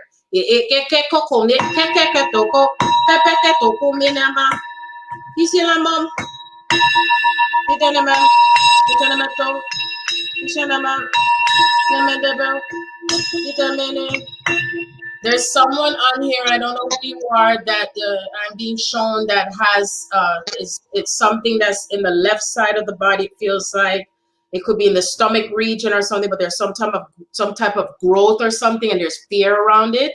And so this is for you to release the growth or something that is affecting the left side of the body. That's where I'm seeing, okay? And to stop being in fear, to release that. Release that. You have the power to heal yourself.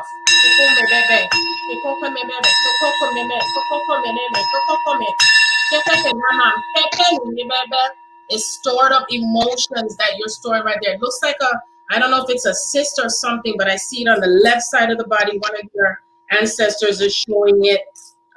It's there, and it comes across as pain at times where you're holding onto your stomach or something. So, and I feel like what happened is it's linked to particular illnesses that have existed in other family members that have passed around, and you're in fear of what. Oh, look at that! I'm almost bite my tongue. They don't want me to get a message.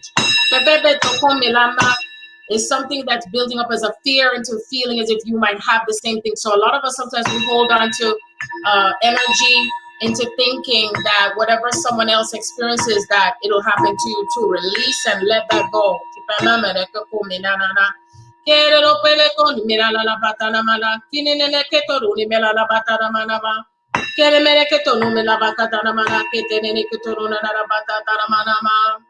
So it's very important to release and to let that go. So that's just one message that I'm hearing coming through for anyone, because what I feel is that there is always also so much of feeling I have to get proof or validation from someone else in what I need to do next for myself, or the highest and best for myself. And that is not necessary, okay? Because what it does is that it diminishes the original DNA of who you are. And a lot of times we're afraid of what someone may perceive about ourselves or perceive about you, because you're in this greater power. And this is one of the issues that happen, especially with a lot of the Black colored people, that because of the DNA of who we are, that light and that power has been dimmed down so much into believing and thinking that we'll be punished, or that I'm supposed to subject myself to, even if someone doesn't understand me, and that I have to just stay in that corner and not really be the greatest part of me in identifying. And sometimes we tend to feel like we're not able to identify that power because we're so busy trying to wrap ourselves in other people's DNA and who they are. You see? So that's where the unequally yoked comes in, that it's imperative to, and even sometimes you may think that, well, my mother and father or my siblings is like this, but you don't feel comfortable being yourself, because you feel that you're supposed to follow along with how they perceive you to be. Okay, so it causes you to feel like you're in some type of an entrapment with that. Okay, so this is how you can work through releasing that layer with everything that you've been experiencing right now. So if your parents have been dormant and not speaking up, and you know that it doesn't feel right with something, you need to speak up and speak out now. This is your time to speak up, because the energies are supporting you to be able to do that and set yourself free and set your ancestors free. So that way, that incarnation, those incarnation cycles are not the same anymore. That is different, that is changed, that is transformed with how you are being yourself. You see, because once you tap in and continue to be in that power, guess what? You will no longer attract as much of those that try to go against you. You see, because that's how you are testing yourself. And are you going to pass the test, or are you going to still keep vibrating each cycle that comes in with them? One of them coming to try to keep telling you da da da da. Are you going to listen to that, or are you going to stay in your truth and your power? Stay in your truth and your power. Stay in your knowing. Anyway, I want to acknowledge everyone that's on here, who's come and gone, left, still here. For anyone that has any questions, if you have any questions you want to ask Stacey, if you have any questions you want to ask Yvonne, any questions you want to ask me, all of us, it doesn't really matter. Anything that you haven't heard us talk about that you would like for us to talk about, please type it in the box so we can talk about this. Just know that anything you ask, no judgment whatsoever. Okay, please be real and authentic to anything you ask or anything that you would like to know, because I am this lion that protects. Okay, so because there's so many times that we have been attacked. I was attacked just this week and last week by 2 Black men, yeah, that didn't like what I had to say, and I stood my ground. And you know what's interesting is that I still addressed both of them back and forth. One was more respectful to me than the other. And what I did is I still addressed and spoke out what I knew I was to speak. Okay, even though it wasn't typing words, I still made sure to rebut back to what that person said, because that was my opportunity for me to speak up and to speak the truth to what I know to be true. You see what I'm saying? Even if it goes against what that person says. And do you know that by the time I looked again, all the comments were gone? And I said, it's either spirit did that because I finally addressed it, or that person just had to just exit out of my energetic field from being able to come onto my YouTube channel, because I did not allow it to continue. So please, please, please use your discernment to what you feel that you're going to address, because 9 times out of 10, that is that opportunity for you to address it and to speak up, so the energy finally moves and shifts itself out once and for all. Okay, very, very important. So greetings, Divine Moon, Wendy, Stephen, Heal Up, Jenna, Tilly, Mama D, Habesha. Greetings, greetings, queens and queens, or whatever name you want to call yourself, that is empowering for you. That's right. Indira, Mama D, Tilly, I don't know if we just said that name already. So thankful, so grateful. To Wanda, grateful for you too. Yes, Wendy, America was built by slaves. Oh, yes. I say, whoo, I bet you said, will it lack mentality like God didn't invent the universe, including money? Yep. That's right, because the way how it was before with the natives, that we were bartering with one another. We traded things. So this is your time now, an opportunity that if you know someone who does hair and you have something to offer, like vegetables or cooking food, this is how we can share with one another. And this is how we gradually move away from the system that has tried to control us into thinking that we can only survive based on them, what they want to build. You see, and try not to focus too much on what the new thing is going to be, but know that whatever is not meant to stay, that cannot hold in these frequencies, will not survive. You see, so that's why it's important to always tap into the inner light, because that inner light is always going to be guiding you. How often? In the now present moment. Don't go too much into the future, like what monetary system is going to be or what. Stay focused, stay focused, stay focused. Because you see, once you start attaching to how something next year, next week, and all that stuff, you're back into that programming of I'm relying on something physically outside of me as a source to how I receive.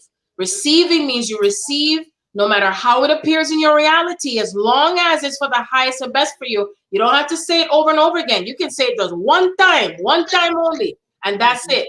And then it just moves and vibrates towards that consciousness that you embody, in knowing that you receive according to what you know you deserve, you have, and how much do you know what you deserve to have. You can put as high as you want, you see? And once you reach to that place, guess what? You don't have to keep on and on like you're begging. You're in a knowing space, and it just automatically what aligns with you. The people align with you. The places align with you. Money aligns with you. Money is not evil. Money does grow on trees. Release those programming. I am above and beyond the expectation of receiving. I am abundantly filled. I have food on the table. No matter how it's received, you receive, you receive, you receive. No matter what else is happening around you, you know that you're in alignment, that if you know it's time to leave that slavery job where you're working for someone else and not yourself, you know, and I'm not telling you not to work for someone else, but if it's not serving your highest good and you are not in alignment with it, then you have to really think for yourself, how am I going to now allow myself to be creative and listen to divine will and spirit to where I'm being led next? You see, that's the key. That's the key. There are many, many keys anyway. Khadija, welcome. She said that her mother's name is Stacey. So Stacey, she said her mother's here with you too. Oh my God. I have a friend named Stacey as well. Khadija, she said, yes, the DNA strand. Okay, went through that. Your heart chakra. Yes, a lot of heart chakra. It's very important if you can to connect to Mother Earth as much as you can. If you have the ability to go to the beach, go in near sea salt waters, walk and step on the grass. Walk barefoot as much as you can. Even if you're in your home, walk barefoot, because this is how you're grounding. You know, the way how we colored folks, as we say, did it is we grounded energy by stomping our feet and dancing and walking around and moving the arms and all of that stuff, moving the ass, everything in movement, everything in movement. That is where energy shifts and starts to transform. So it's important to remember, if you know that it's in your DNA, for certain things that you do, there's a reason for it, and it doesn't require for you to be educated on it. It's because it's in your DNA. Do not deny who you are. Don't be the Peter and the Judas. Don't turn against yourself. Okay, don't deny yourself. Don't deny who you are. You know you're galactic and fairy at the same time. Talk it out. Okay, if you know you have a soul, a partner that's of like a difference or something or whatever, strange, however somebody perceives, talk it out. The more you penetrate, when you penetrate through the energy that has felt like it's gone against you, that is where you put yourself as that chess piece, and then you have checkmate. Okay, because that same energy is what's been following you for centuries, that's trying to show you, are you going to believe in yourself? Are you going to really know yourself? Are you going to deny yourself? Because it's still about the self. Are you recognizing the opposition? Yes. Do you see how it's opposing you? Are you going to identify? Are you going to look at someone else to know how you're going to identify yourself? Or are you going to separate yourself into knowing the individuation of yourself, knowing to use your discernment if someone or something is not good for you, to leave that blood clot and move over to another lane? You see? You don't even have to say anything, because you know what? They start falling away like fleas and ticks. You know, we're the Armageddon. We're the roach bombs. And they're just going to scatter everywhere. Scatter, scatter. See? So Tilly was asking, how do you block people from reading you? Well, how you block people from reading your honey bunch? Again, it comes from the power that's coming from within your solar plexus.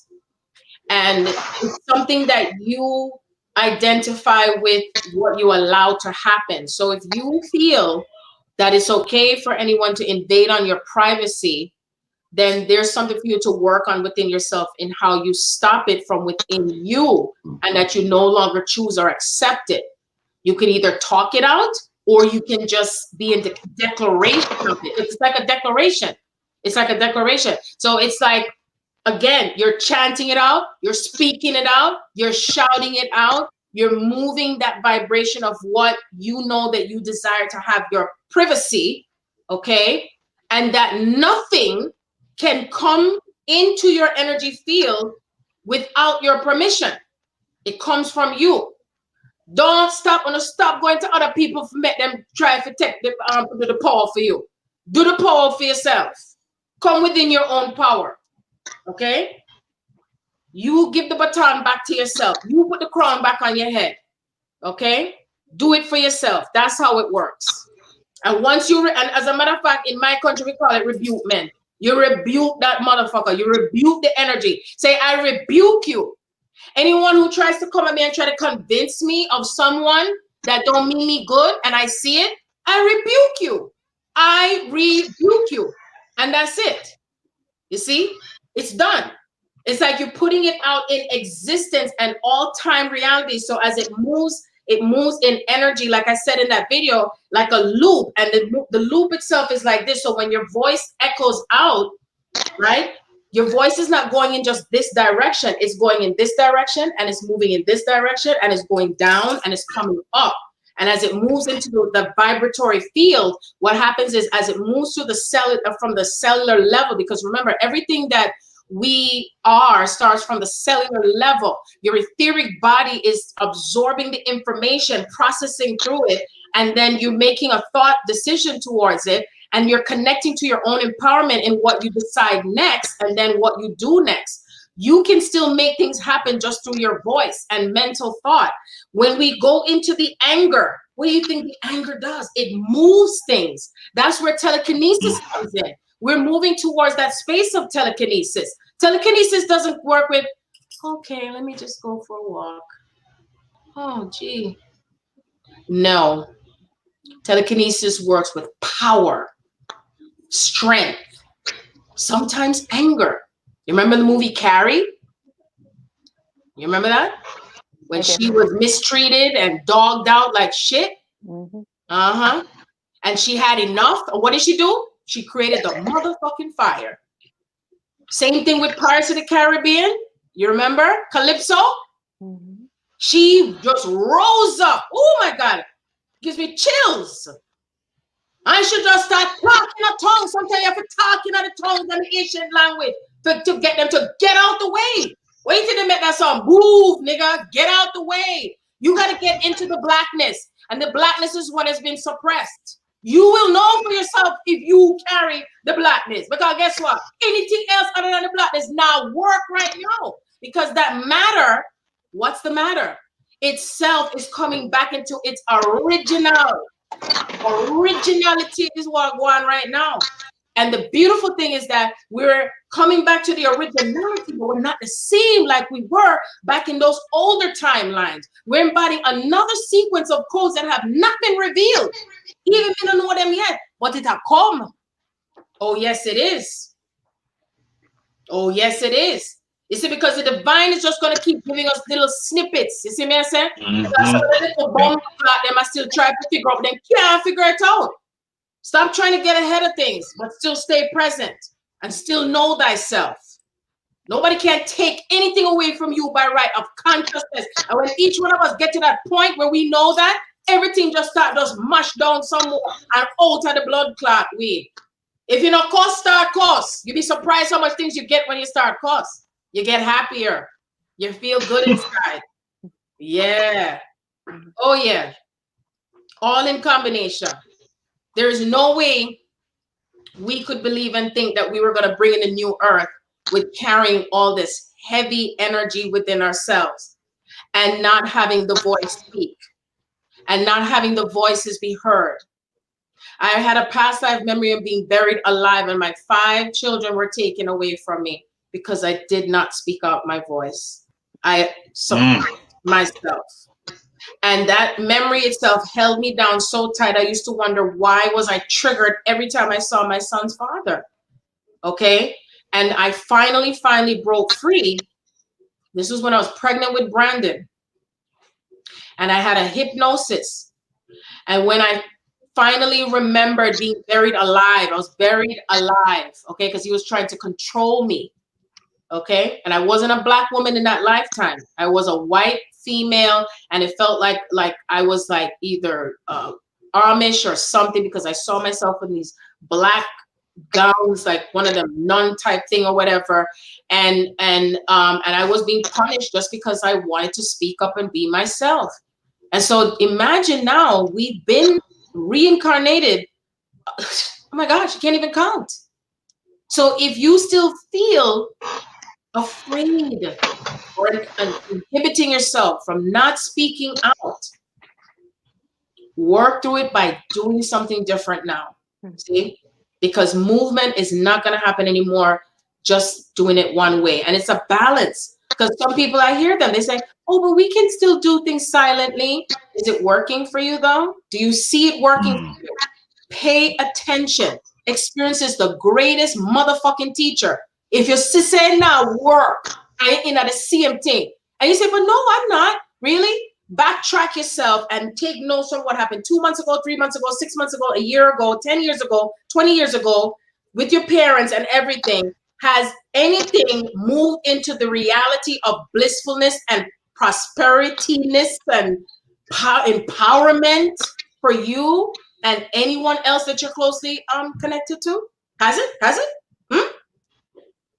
That is your clue. That is your key. And it doesn't matter, even if you take just one more baby step, you never know what timeline and reality that you have just shifted. So let's give thanks to George Floyd. I'm in gratitude for George and all the others, whether they're here in the physical, Kobe Bryant, the other young man, I can't remember his name, starts with the A, the one that was lynched. They open up portals for us to come back into the empowerment of who we are, and also bringing us into that greater unification, the true unification field of consciousness, of having the ability to be in our own inner power and understanding where this is at this level and that level, and that we complete the circle by applying the knowledge and the wisdom to who we are, you see, and not losing ourselves in the process and selling our souls to the devils, you see, or to those who think that they can take over from who you are, because that is not the true reality. We're not building foundations and all that nonsense, you see. Don't be afraid to call it out. Call it out. Call it out. You see, that is how it works. That's all I know how it works where I'm from. That's in my DNA. You see, my DNA don't stay stuck and not open up my mouth and talk. You know that it's so funny, Tavon and Stacey. I remember when I was younger, and still younger, of course. And the only thing I used to get in trouble for was my mouth. And when I think about it, I say, well, damn, I wasn't even opening up my mouth as much as I am now. Because the kids tell me that I'm louder and louder and louder. And I remember that anytime when my parents, everybody told me to do something, I'll do it. But if I felt something didn't feel right, I'm going to open up my mouth and speak. And it shocked people because they expected me to be quiet and timid and, you know what I mean? And don't say anything. And so as time went on, I realized that I have to speak up. And even though when I was speaking up, I still had a little bit of fear and I could feel myself holding back. And even just recently, I noticed something about myself where I wasn't even speaking the truth about the fact that Yeshua was Black, because I would hold back, because I was holding myself back because I grew up in the Christian home and I grew up going to church every Sunday and all that stuff. And I was still rebellious when I was about 6. I used to throw on myself on the ground. So I don't want to go to church. I just didn't want to go because I didn't like what I felt inside, that something felt so hypocritical that people go to a place they say they're worshiping, but they talk about each other afterwards. So me as a child at the age of 9 recognized that. And I used to have my own conversations with Source, and money used to just drop out to the sky. And I was like, oh my God, because it's like there was always an energy that supported me. There's always an energy that says, I'm here with you and for you. Keep it going. Don't stop. Don't stop. See? So any part of you that has not been fired up, get the fire going. Start the fire. Get the fire going. Because all these realities that are happening right now is all a part of the chaos to what we are recreating. And it is not going to come from being simple and just accepting what you think is out there. Absolutely not. Absolutely not. Stacey is smiling. What do you want to say? There's so much. I honestly feel like at this present moment that everybody's ancestors, it's like past, present, future, everybody's here, even like galactic ancestors, you know, where it's just like this cascading of energy, just penetrating through. And I'm so, you know, and I was also raised Catholic, and I stopped going to church pretty much after my first communion. How long ago was that? How many years ago? Oh gosh, well, I'm 37 now, so I don't remember how old I was when I got my first communion. Maybe like 10. Because I always felt that I could just talk to God in my own, on my own time, like in my own way. Like I didn't have to go to church to talk to God. He was with me when I was going to sleep, or when I was in the bathroom, or when I was driving, or, you know, all around. And just this, you don't realize how much, you know, your subconscious mind plays into the actions that you make, but then also all the programming running in the background from the past life, or from your ancestry, or just society and the media. And once you start opening your eyesight, you're like, wow. Because the judgment energy always comes in, the judgment. Yeah. And maybe like a year and a half ago, Spirit was like, you're not watching TV anymore. And I was like, okay, that's fine. And even with listening to music, like I don't listen to the radio. I listen to playlists on my iTunes or Spotify, or where I'm not subjecting myself to all of these lower vibrational energies that are being programmed to kind of dim people down. And that's the one thing that frustrates me the most, is when people, because I have no problem speaking up for other people, but I do have, it's something I'm a work in process with, is speaking up for myself. But I a lot of time people will try to dim my light, and that's been something that has been suppressed within me many lifetimes, of people just trying to dim it down, and because they're in fear of being themselves. That's why. Yeah. And I have a real problem when people try to come at my light like that. That's when I get. Or you stay in the knowing space of your light, you see, and that we don't look for someone else to validate your light, because I don't do that.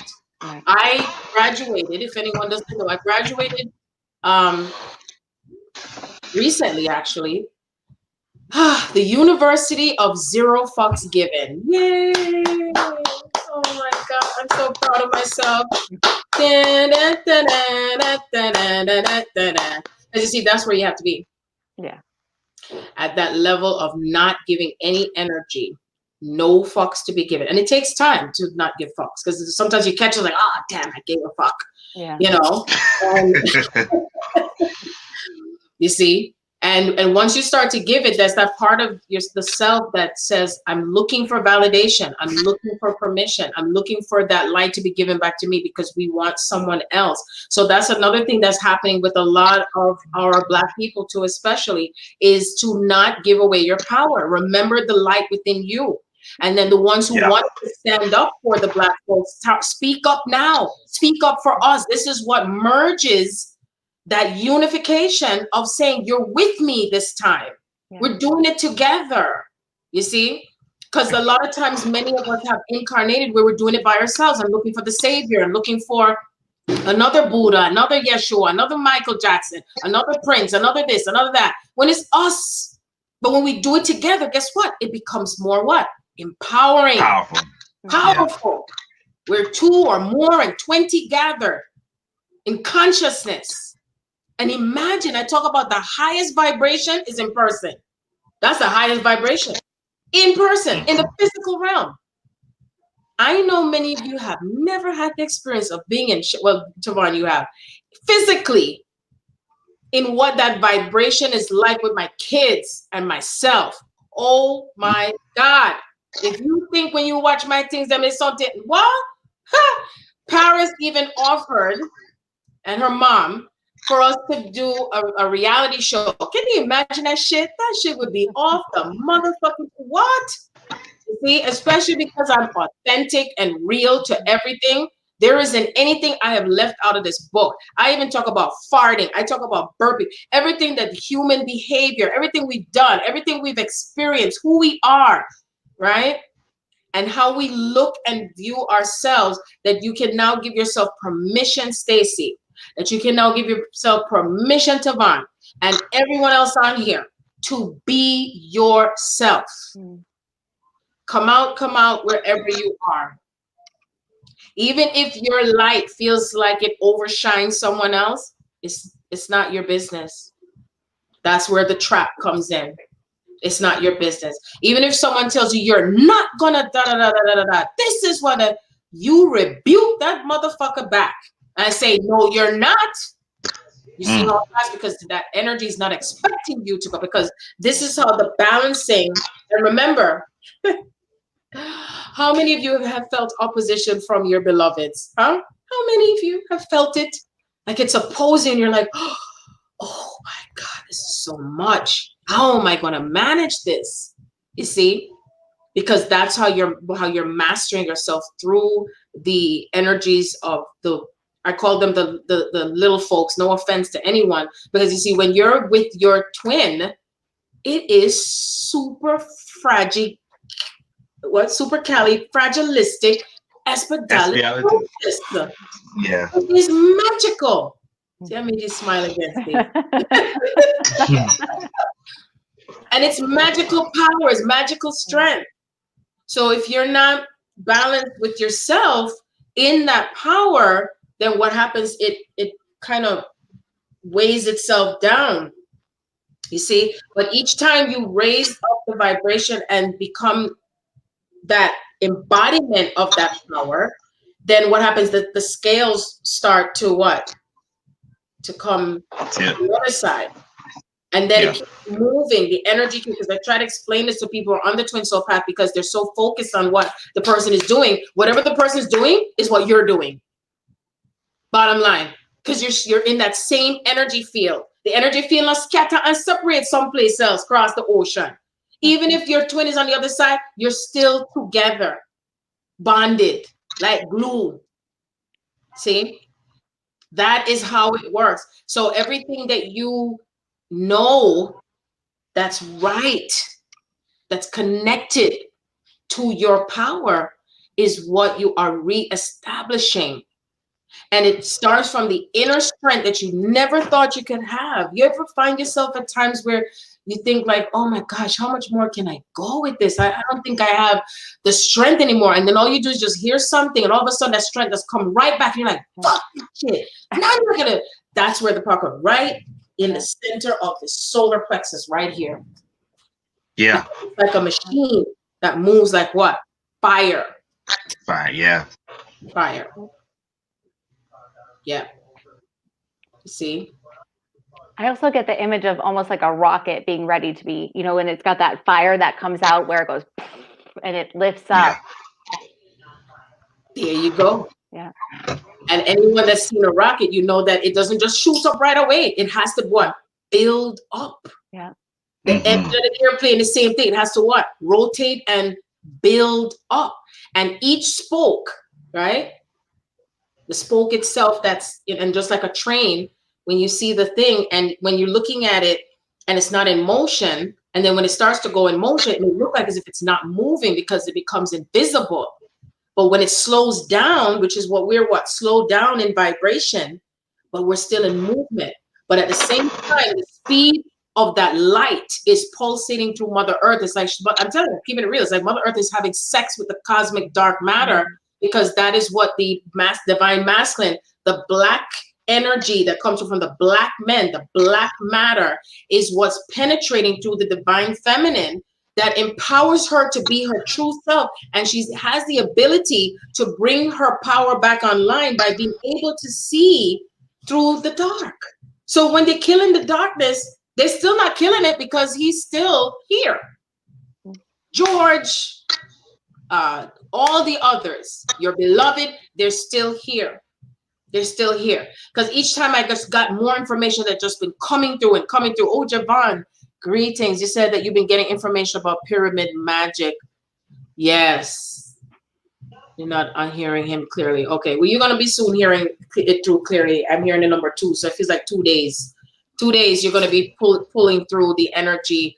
You see, each time you remember yourself and who you are in a past life, which is what I talk about in the book, it is so essential for you to connect to who you are. Because when you do that, oh my gosh, the power comes in even stronger. And it's going to feel rather strange to others because they're not used to that.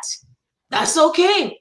They're not used to their own self-empower. Everybody been walking around with masks and cover-ups most of their lives and watching the cover-ups with their parents and the lies, the hidden secrets, the deceptions, you know.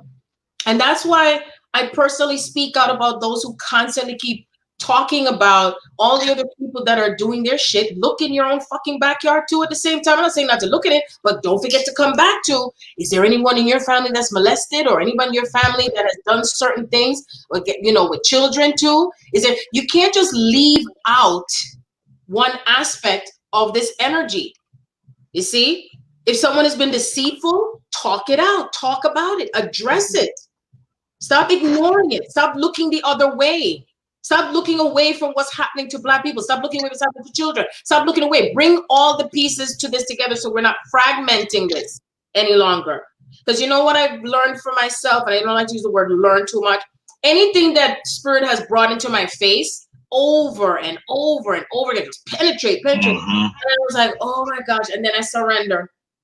And then I look at it. And when I look at it finally to see it for what it is with no judgment, even if it doesn't feel good inside, and then that's when it finally balances itself out. That's how you move through that alchemy. That's how you bring that inner balance, because you're paying attention to something that's connected to you that wasn't comfortable, that wasn't resolved.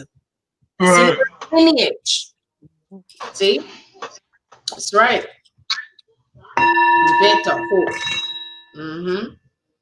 Let the sounds ring out to all the cosmic energies and elements of self as we bring together everything that has been separated, fragmented into who we are, and then we re-identify ourselves into all elements of self in all of the quadrants, the fire, the water, the air, the earth.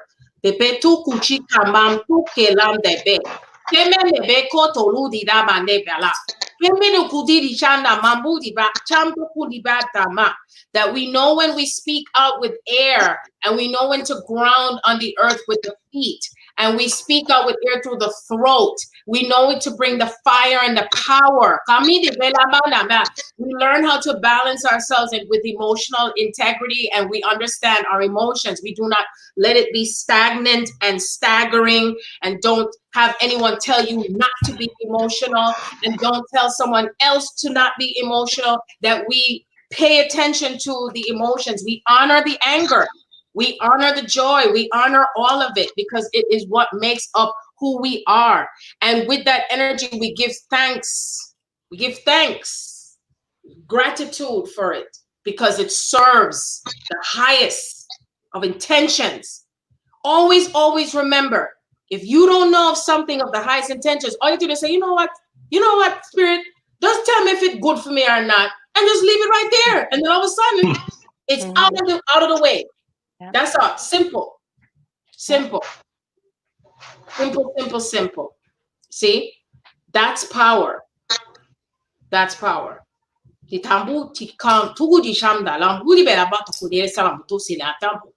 Kita mata kuto bela putu tibia shala tikutu biraba kutu shamala mata tira pada kitu rubita kada mikito rukudi bela kata chikoto lebeketa na marikito rubita pakada.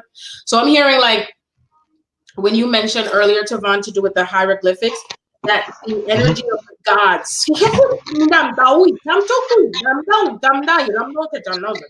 the kings, as I said, the rain pouring outside now. You hear it? Do you hear that? Oh my gosh. The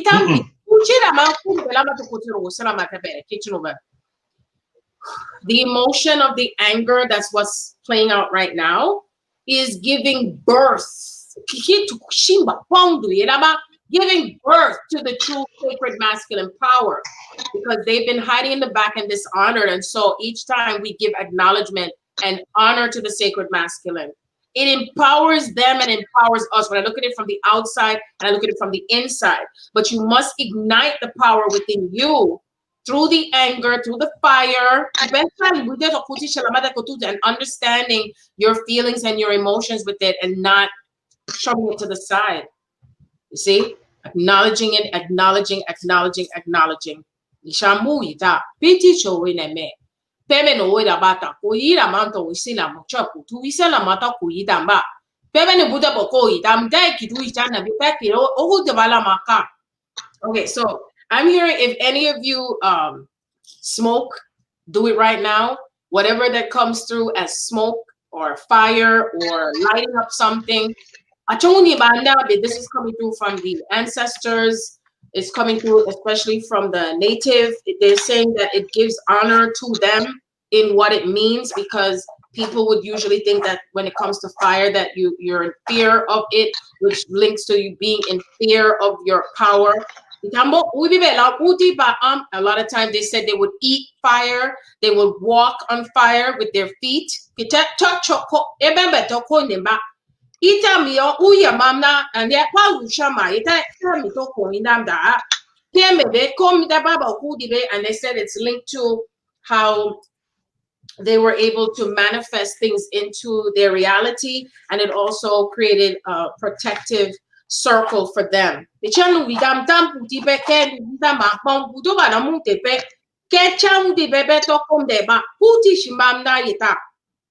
that's what I'm hearing. So I'm just gonna light my little sage thing when I have you already.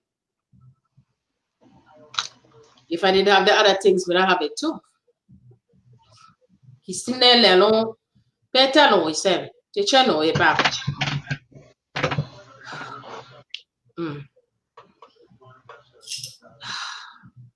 It's no wida. Peter no is no che pepe to be back. Minimum wida. Yeah, long bang ita. Kita no jamba kumbe belam to belebe. I am that I am. The bebe toko to chitamba bambute. Kisi laudo tusu di bamba belo koyenama. I'm just gonna stand up a little bit, and if you're able to stand up and just walk in a circle 3 times left, 3 times to the right. Nimeba udebe. Chicha no we na ma te peno debe.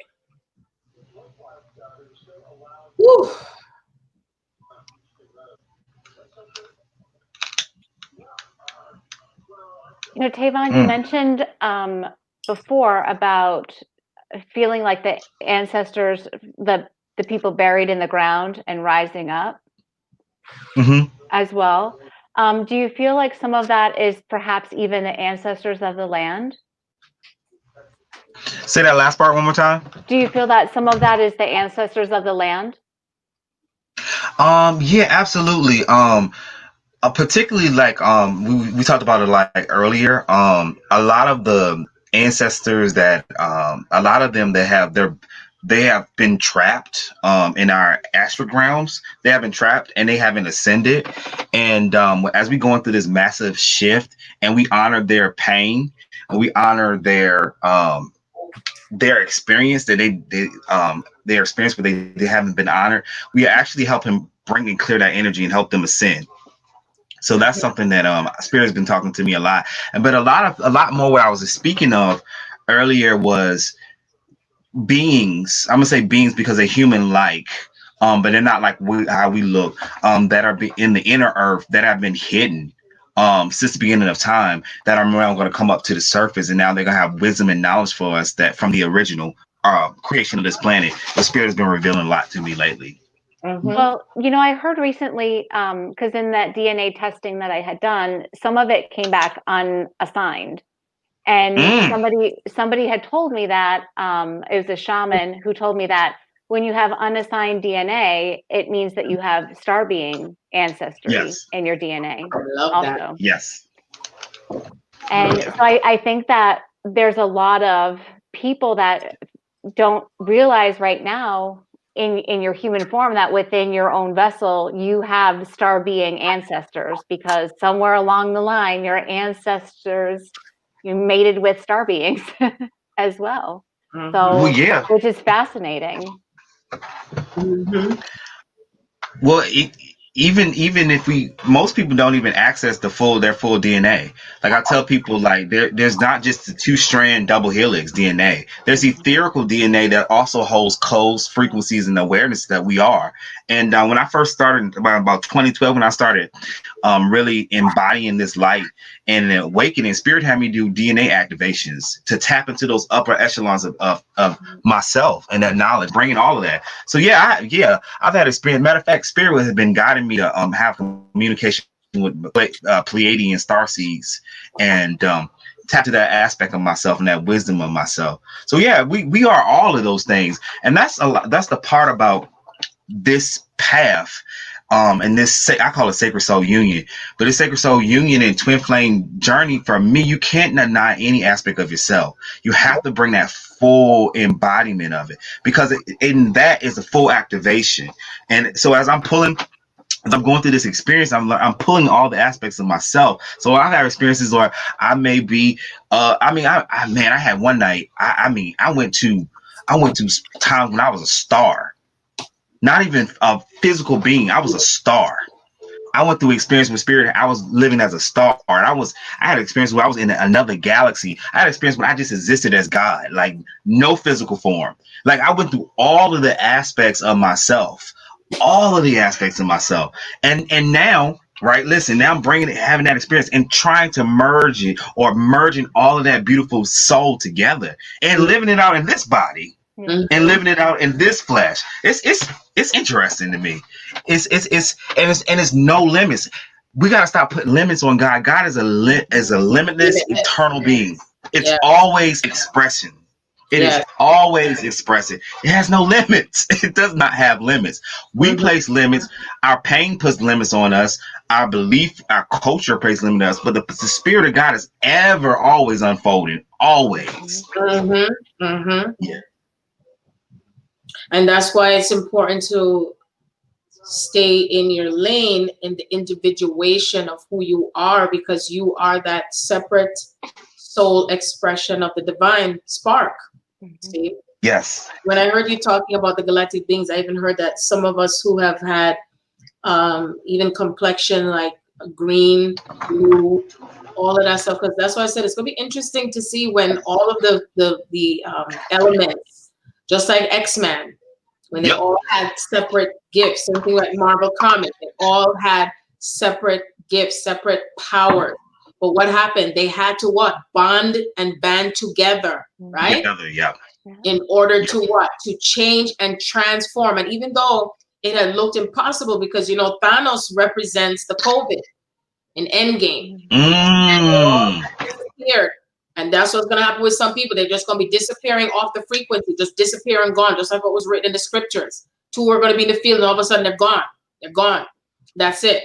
And so what will happen is that the energy and the power of those who remember, and they're tapping into that inner, how would I call it, the inner light, the Christed energy, that consciousness is what is going to bring that new earth. That even that there may be some, because I asked this to Spirit, I said, it's like, you know, like, how is this categorized? And Spirit says there's some who move slow and there's some who may move fast. There's some that may just ascend at the last minute. But anyone who is still staying in that lower vibration, they're going to just be absorbed back by the light. They're going to return to the Godhead, or they may go on another planet or leave off of here, because planet Earth is no longer accepting any inhabitants that are not choosing to move into that higher frequency. You won't be able to survive. It's just not going to last. And so that's why we're more moving. That's why it feels like you feel like a rag doll, like everything's just happening all at once to process, right? Yeah. Everything. But go ahead. No, I'm finished. Go ahead. But it's exciting because it's funny when me and my twin would always argue about this. It's one of our arguments. I was like, why do you love these human beings so much? I would say like, I would argue with him because I'm like, I said we have existed beyond this puny planet and this puny body. And I'm like, there's so much vastness in the universe. And and he would like, oh, he would just be so excited with people. And I was the mean one. I'd be like, look at them, like these humans. But now, as I am in a human body and I'm embracing my humanity, I understand that it is a gift by having this experience, even to come to be a highly evolved soul and to drop down to this density and to master yourself in this density. Yeah. That's another type of mastery. Yeah. That's another type of mastery. Mm-hmm. And to think that we signed up to do that. I know. Can we renegotiate the contract, please? You know? Oh, you should. That's so boring. You should have saw me when I would talk to sorry. You should see me when I used to talk to I would have visitations and I would have space people coming. I call them space energies, come to talk to me, and where I would have beings that we identify as angels, and I would like lay into their ass. I would like, first of all, you're not in the human flesh. First of all, you do not know what it's like to be on Earth right now. Exactly. You have some of them. I said you have never had a human incarnation, so really you need to learn from me. Really, what you can do is assist me energetically, but like I got something like what are you telling me this stuff? You tell me, oh, you haven't reached this goal yet. Are you in the physical body? No, you're not. Are you in this density? No, you're not. Do you understand what it's like to be in the physical body and to be in this mastery? You do not. So if you're gonna help me, that's fine. If you want to assist me, but you don't know how it feels, and I think that's a lot of that is happening. I had a being once tell me, and I'm not gonna name their name, but this being told me they would never step in the physical flesh. Like never. Don't incarnate at all. Yeah, they would say they would never come to Earth ever. And yeah. It's so funny when I heard you mention about what you just said a while ago. I was remembering I was recording for the book, and I don't know if you know, I know that you love the 333 code, right? But do you know? Yeah, I love it. Yeah.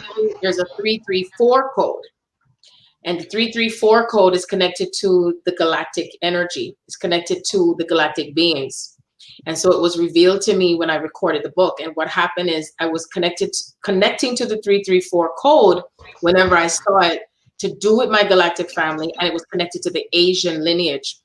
So when it happened at the time, I was speaking in all this ancient Mandarin, ancient Chinese, and they were cussing me out how I was too slow and I didn't pick up on them. And I crossed them off back, and it was just coming out in that ancient tone.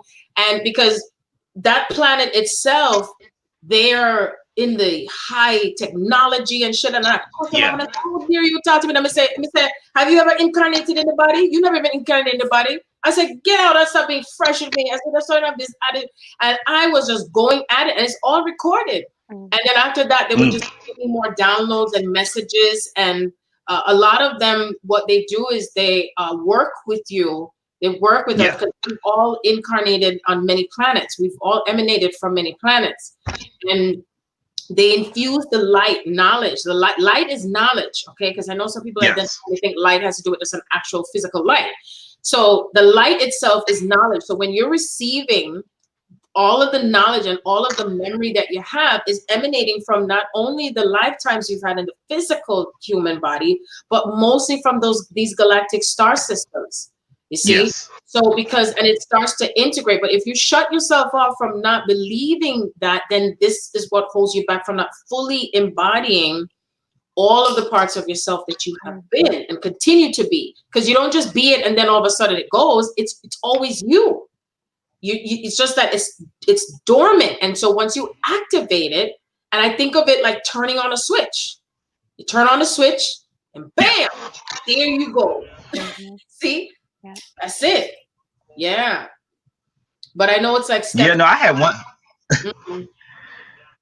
I remember one time me and you were talking, and that's when I was in Roswell, Georgia.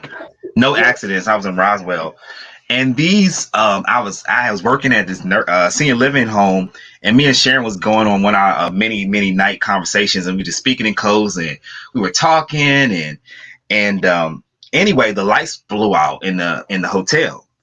And next thing I know is these they were Pleiadians. They were Pleiadian kids, and they were running around the hotel room. And I was like, "What the hell?" Like, and they were like, you could tell it was not adult energy; it was kid energy. And they were just running and jumping on the bed, and they were like jumping all over. And I'm like, "What are you doing?" Like, first of all, why are you in my room? And I'm like, like, what are y'all doing here? But they really were guiding me that they were assisting me and my union, and they were assisting me in terms of healing my wounds with humanity. And they said to me, because because they were children, I would receive them differently. Yeah. But just my deep wounds that I had towards humanity. And so, like I said, because these experiences, like, what we these experiences are fun to me. They are exciting, huh? Which experiences are fun for you? Oh, like these type of experiences, like the ones where I'm having communication with galactic beings, where I'm having when I'm in. Yeah, but I'm time traveling. I'm in another country, and next thing you know, I'm in the pyramids, and I'm out of though. Like, that's fun. Now, yeah, that's fun. Like, getting that wisdom and that knowledge, and it confirms it. It's exciting. It is. That is exciting to me. Like, yeah, that's exciting. Like, having these type of conversations, and because it also helps you feel like it helps you feel like you're doing something, like you have you're home again, and yes, it feels comfortable to be able to be here to talk about it, because this is our truth. Yes. You know? Yeah. That's right. And it's amazing. It really is amazing. And also I'll never forget Neil Donald Walsh, when, because I used to listen to all his recordings of conversations with God. And he said, if you're able to have your pain and laugh with the pain and enjoy the pain, and you don't look at it and say, look at that pain and I hate that shit, but you really enjoy the pain, you will no longer respond the same way with the pain when you get to that next level. You see what I mean? And so it really does allow you to identify yes where you're heading to the next level. So in other words, when we're in the outer world, it looks so chaotic. It looks so chaotic, but it's still beautiful. It's a masterpiece. You become a masterpiece of your own creation. And I take responsibility.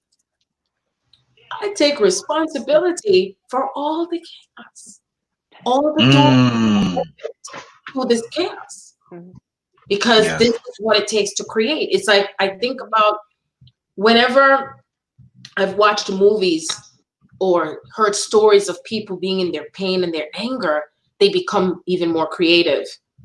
And you think of the paintbrush, and they're just like, and then all of a sudden they say, do you see my masterpiece? And that person says, oh, what is that? That's a piece of shit. Well, guess what? That's my masterpiece of shit. Okay. You own your masterpieces. Yes. And don't let anyone tell you otherwise, because what might be someone's junk is somebody else's treasure. They cannot understand your blueprint. Not everyone comes from the same planet. Not everyone comes from the same source energy. Hello. Yes. And you're speaking on so many wonderful things, Sharon. And I think about, like, that's why I try to tell. Huh? I said, Keisha said she like that. I want my girl, But she said, oh, hey, Keisha. And she a yardie too. So she like it. There's not too many Jamaicans talk about this shit. There's some out there. Oh, I know.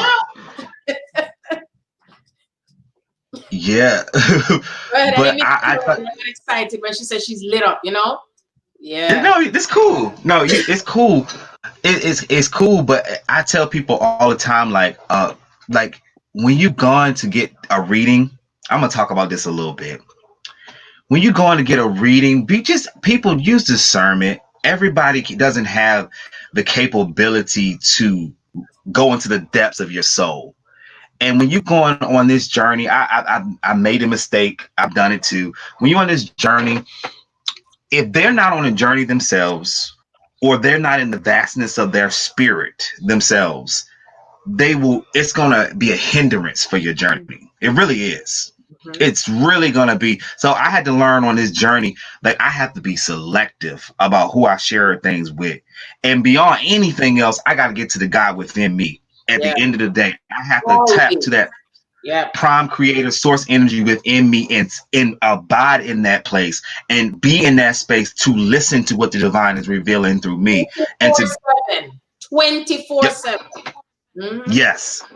Yes, because you get caught up. I was in them groups. I swear I was in them groups. I'm like, I'm forgetting my own wisdom. Like, what am I doing? That's what it does. It brings it down. It fragments your inner wisdom, you see? And then it makes you doubt yourself sometimes. Oh, yeah. And then just listening, I'm like, oh, because, I wasn't even big on the term twin flame. I just thought it was just, I'm like, what are they What are they talking about? But really, what would help me for my journey when I had my plant medicine experience, what it did for me, and you really just access all of your aspects of your own mind.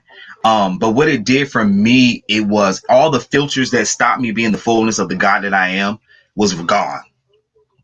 So I wasn't dealing with the programming of my family. I wasn't dealing with what the heartbreaks and all of that stuff, and I was able to see myself and understand myself. You were unplugged out of the Matrix. Remember the movie The Matrix? Yes. He was plugged in, and then he had to come, and then he was like, oh, and he dropped down in a different state of consciousness, and he went up into another state of consciousness because he had to go down first in order to be lifted back up on the ship. This is what we're doing. This is what I'm hearing Spirit saying. See? Yes. Mm-hmm. No, exactly what it was. But after that, everything fell apart, and I would ask God, I'm like, why everything? I'm like, after that, I had that experience because, and in that space where I was like source creation, I was by a stream of water, and all I felt was completely love and light. That's all I felt. That's all I knew. I had knowledge of everything. All I felt was love and light. And I'm like, God, why did everything fall apart? But all of the matter that I was holding on to that was not in alignment. Say that word again. Say that word again. Say that all word of again. the matter. All of the matter. Yep. That I was holding on. That. I had to push through it. Push through the physical matter by what? Realigning the spiritual matter. So that way it pushes through the physical matter of what you embody, because the cellular memory of who you've been from your soul takes that memory. Okay. And the spiritual matter is that etheric matter. It's sort of visible and non-visible at the same time. So we track and work through the physical matter and bring it for that healing and dismantling at the same time. You're able to what? Embody more of the light being that you are. That's what you activate. Proceed. I just want to stop you right there. Okay, go ahead. No, you described it. You described it perfectly, and I actually could see the light in different dimensions when I was going through that experience. I could see how different things hold different densities, and how even I could see in our aura how beliefs affect our aura. Like I would see where I had lack of self-love that came from my family, and it was in my aura. It was stuck in my aura, and it was heavy density. Like I saw the past lives.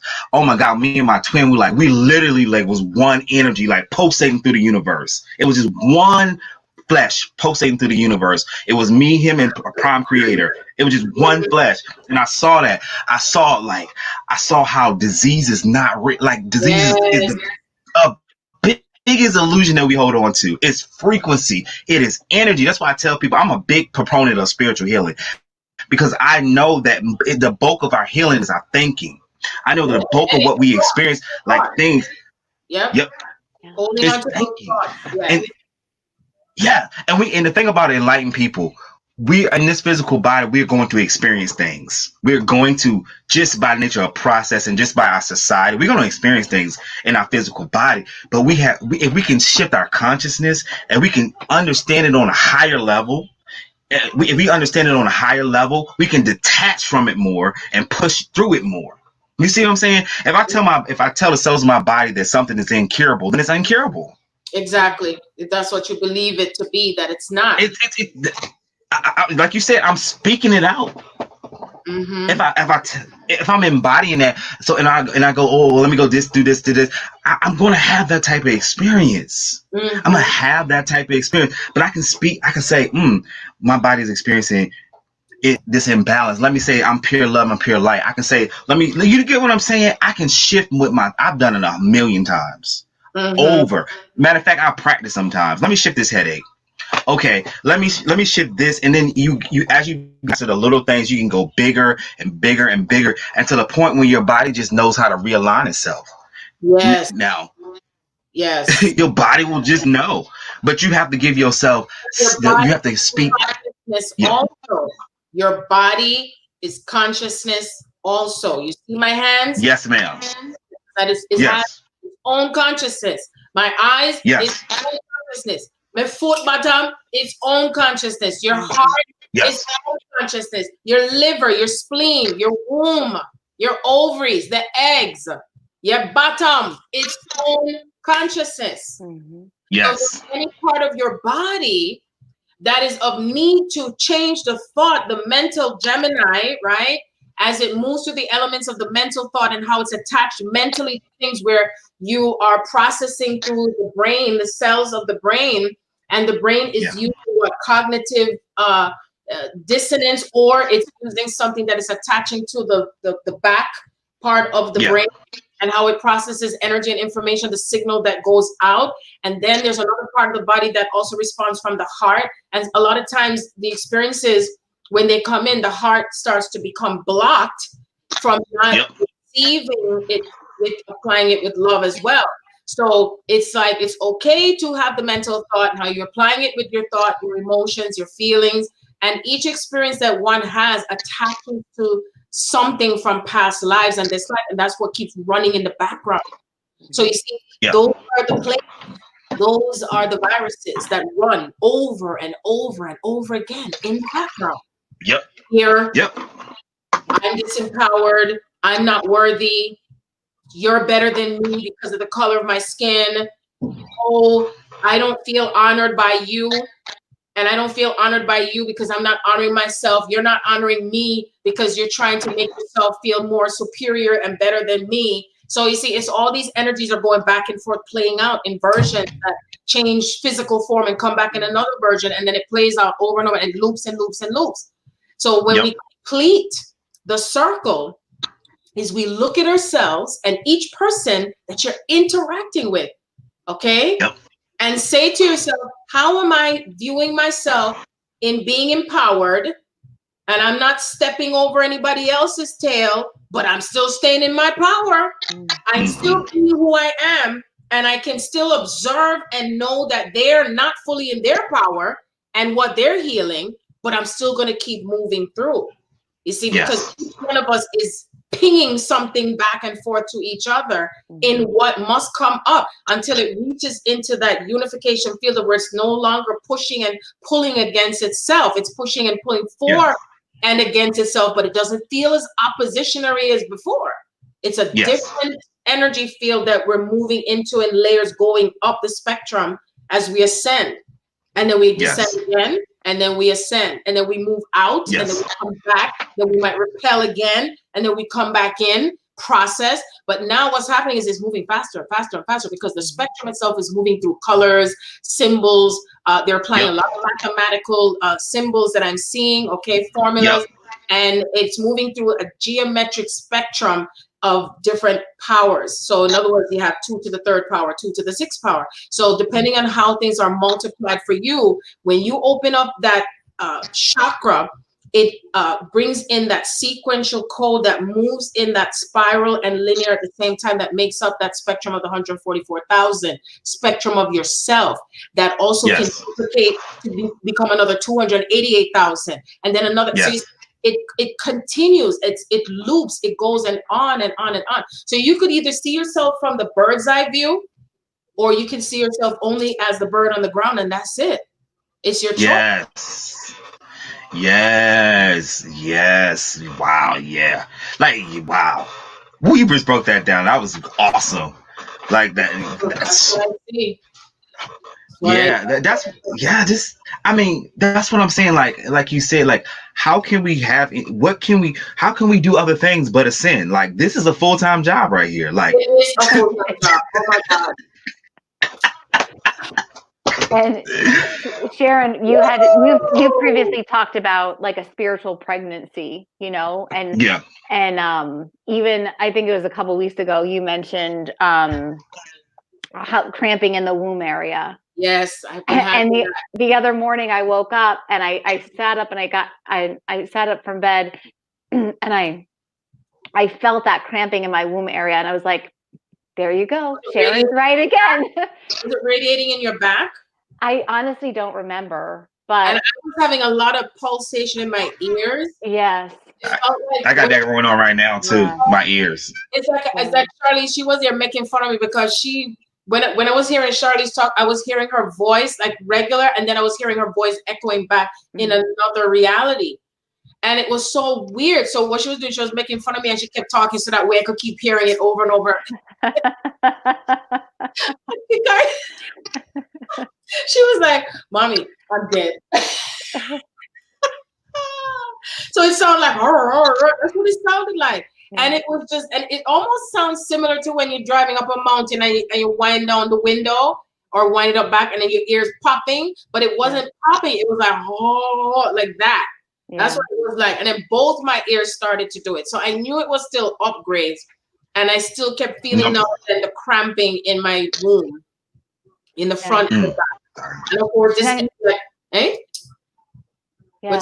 I was also going to say, I've been feeling it still too in my eyes. Like I feel my vision will come like from blurry to clear. Double vision? Almost like double vision, but almost as if like, because I do wear contacts, but if I had my contacts out, I can't see clearly far away. But it's like it was like I couldn't see clearly close by either. Oh, okay. And just this feeling of like I feel like I've been going through so many different like spiritual pregnancies, and part of me is like, when am I going to deliver this baby? Another foot. Yeah. Too. Constantly in the bathroom, Yeah. That too. Every day. Heart chakra, like I feel my heart palpitating at times, and you can't really go to the doctor for them things. They can't identify it. They can't. I've actually had that happen, so I'm fully aware. Yeah. I did, and I told the doctor, I was straight up. I said, "Look, I'm just gonna let you know my heart is palpitating faster than normal. Everything's okay. Everything's all right." I just believe in keeping it real. I said, I'm going through a huge spiritual awakening. That's what I told him. And I haven't been to a doctor in over 5 years. I have not been to any doctor in over 5 years. Because spirit I listen to inner guidance always. Me not operate from normalcy. Me operate from natural galactic sea. That's what me operate from. So spirit said me not to have no instrument touching my body. Me not supposed to have the only thing I've got is get my eyes checked, because if I need to get with my prescription upgraded, and that's it. That's it. Nothing more than that. We're not supposed to have anything invading the body, and anybody be conscious of who touch your hair, who does your nails. Be conscious. Conscious when somebody comes to hug you, you know that you have the discernment to know their spirit, what's coming across from their spirit. Okay, there's a lot of disguises going on there. So remember that those forces, there are some forces that are using people because they still want to try to start. It's a try, but they can't. It's too late. It's too late, because that energy of that other portal already has opened. And we're moving into another eclipse energy, 3 eclipses. Remember I said, when June, July come, there's going to be, they show me like pain or something that equates, I don't know, that's so weird to say like this, but equates to the equator, because the equator is in the center of the earth, right? So you think about the equator, and to me, that's like your solar plexus. So because there's so much stuff that's deep in the consciousness, that's dense in the solar plexus, and that's where a lot of the cleansing and the purifying is coming through. And it's no coincidence, because they said the first eclipse, I believe, is in Cancer, if I'm not mistaken. So if any of you out there that are astrologer, please talk up what you know, because I'm just interpreting what I'm seeing and hearing. And I know that Cancer is emotions and feelings. So there's things that are going to be just coming through and coming through that's going to be centered in the region, the solar plexus. Remember, the solar plexus is where your creation is stored. Okay, the memories are stored there too. The experiences are stored there. That is also how you connect to your beloveds as well. Okay, because usually whenever I am able to identify anyone who's on that path, and a lot of times I tell people, I am not going to validate for you whether you're on a twin, if that's your twin, but I can definitely see, like, when a mother is connected to the baby or the infant from the navel with the, what do they call it again? What is that called again? The umbilical cord. Umbilical cord. That's how I see twins. Mm. That's how I see it in spirit. That's how I see them in spirit. His picture pop up. That's how I see the connection etherically. Okay, so if there's blocks that are still there, that's why all these eclipses are coming up to kind of end that energy cycle of more stuff that's still within you, or within your lineage. And so these consecutive cycles that are coming up is leading up to, by the time the end of this physical calendar year moves out, we're already starting to shift into the 2021 frequency band. So that's why we're going to be having more portals that open up from more transitions of souls, that their soul contract is complete. They're leaving, coming out, and it's moving in faster and faster. Okay, because there's also another preparation that's coming through from Mother Earth for the new, I don't know why they're wording it to me like descendants or ascendants of the star, another, like the star system. They're showing me that symbol that you've been showing me, Tavon. I don't know what is the Star of David. Star of David, yeah, that's what they're showing me. They're linked to specific children. Do you know, is that been shown to you? Because we didn't talk. Yeah, that's it. Yeah. That's an actual system. That's a planetary system. Mm-hmm. So those codes are starting to seep in, and it's like an activation for twins. It's an activation.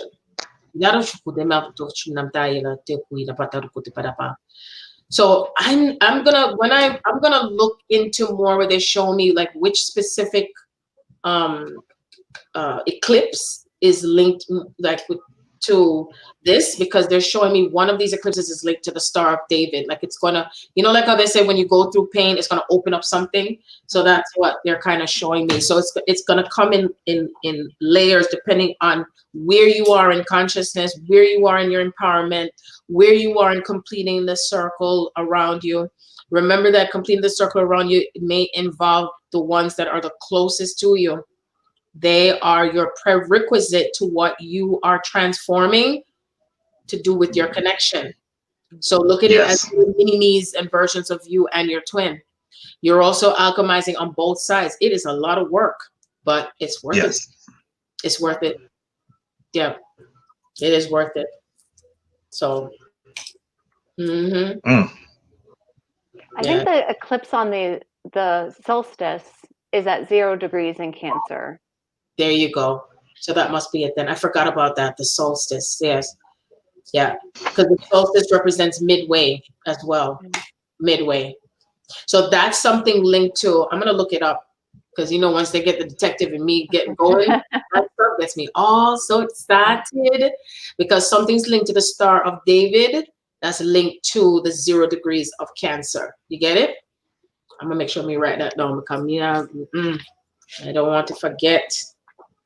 And it's like reaching to a certain degree within your chart.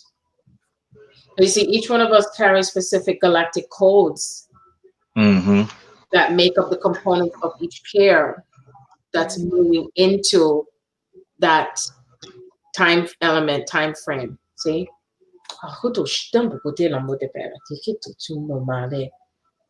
Yeah. And there are some who have been seeing some ships showing they're making their and it's because we're calling them in. That's what I'm hearing because we're calling them in. Maybe one of them is here because I hear noise outside. Come on, I want to hang out. Maybe they can entertain me for a couple of days. Oh my gosh! Can you imagine the internet? What the internet would be like? It would just because you see, the other thing too is that when we're moving in these vibrations, we have to keep remembering you are not normal any longer. You're not. So certain things may come off as if you're destroying it, but you're not. Cars might fly up in the air. The internet might shut down around you. Lights might go down. You see, do not be afraid of your power. This is what's coming. And they keep showing me like telepathy is already increasing. Like it was interesting with Stacey when I heard Spirit say, you know, she's going to send you another bath thing, right? I'm like, really? They're like, yeah. Next day, she's like, Sharon, you know, and I was like, wow, guess what? Yeah, you already told me. That's right. So it's like the telepathy is also coming online on board because the more that we are bringing in the free energy is the more the gifts start to flow and to come through. And so each time you're able to work through, especially your emotional body, because the emotional body is what has kept many of us so trapped on the planet. You see, it's just like when you're experiencing something, is that being able to have the spiritual maturity and the emotional integrity to be able to process and to know and not feel like you want to kill a motherfucker. Because in those days, we just kill people left and right. Like, bitch, you don't believe it? Okay, off with your head. All right, chop him up. It's just, that is the response that we would normally give or do to another if we felt threatened. You see? So that's why we're working through that energy of I am able to be safe if my galactic family comes knocking on the door. I'm able to be safe if the fire comes out of my hands, that there's no fear behind it, and that I honor the power that comes from that individual and how it's coming through. So the next energy that's coming through, what they're showing me, is the telekinesis. Yeah. Being able to move objects. So I won't have to bother call my kids them to come and get something from me.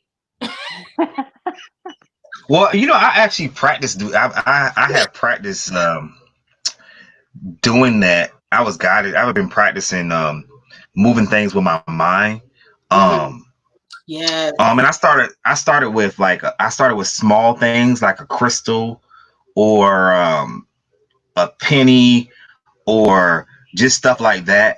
I started moving small things, but Spirit was telling me you're going to be able to, like, it's funny you speaking of that, because I know this for me, because, you know, sometimes I get afraid of my own power, but Spirit's like, you're going to be able to, like, just bend forks with your mind. You're going to be able to move, like literally, like, yeah, just like move mountains. And I definitely moved the crystal before, but it's just, even when you start to activate that type of power, there's this ingrained fear that shows up. Oh, I can't do this. Because for me, it's the memories of being killed for doing that stuff. Yes, that's all it is. It's just the judgment. Yeah. Mm-hmm. Have you found yourself, like, if anyone on here, have you found yourself like things are just dropping from you left, right, and center constantly? I have. Every minute something keeps dropping, no matter what you do, it just keeps dropping. What do you feel that is? I haven't quite figured that out for myself. It's so weird. But yes. Like several times, like a pony, and all of a sudden it just drops. Yeah. I wonder if it has to do with the interdimensional energy, because of where the physical object is being held. Because, you know, no matter what, even if something's still, it's still in motion. Yeah. It's still moving. Yeah. But I just thought it was weird. Mm-hmm. Yeah, that, and I've been bumping into things a lot too. And like either hitting, like one moment I'll hit my left hand and then I'll hit my right foot. And so I know, I'm like, okay, something's blocked, so it's shifting out. And then when it hits me on the right side, I'm like, okay, something's releasing. Yeah. But those types of things, and then definitely whether it's my phone, whether it's my wallet, my keys, like no matter what it is, it just like I pick it up and it falls. So yeah. That's been happening. I'm really being in 2 different dimensions or 3 different dimensions or 4 different. That's the only thing that I can think of. Yeah, Keisha says she's experiencing that with things dropping. Jevon is King David. All right. Well, King David put on the crown. Yes, very enlightening discussion, Emily. She's the beast. Fire. Wow. So I know that as we get closer into 2021, because 2020 was moving through what's being destroyed, reconstructed, transformed, what is within the physical body, because the physical body itself is still the energy of what vibrates on planet Earth, so our bodies are the planetary systems, and so each part of the system is working its way from Aries to Taurus, Gemini, Cancer, Virgo, Sagittarius, Scorpio, Sagittarius. It's just moving through all of the elements, because when you're mastering yourself, moving through all the 0 point energy that also connects you to your divine masculine or feminine, because you see, it's so they said it's so mathematical, it's so intricate, that everything is going to still meet at its precision point.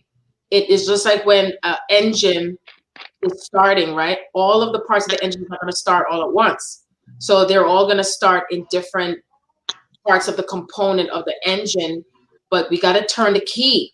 You got to ignite something. You got to turn something on, you see, to what makes up that connection with who you are in the divine feminine principle and the divine masculine principle. Still remember, you embody both, but you carry more of one than the other. So even when you're processing things to do with what's happening with your through and as you're at the divine masculine, you always remember that you did switch places. So you always move back over to the other side of the spectrum within yourself, as who am I as the divine masculine as well? Who am I as the divine feminine as well?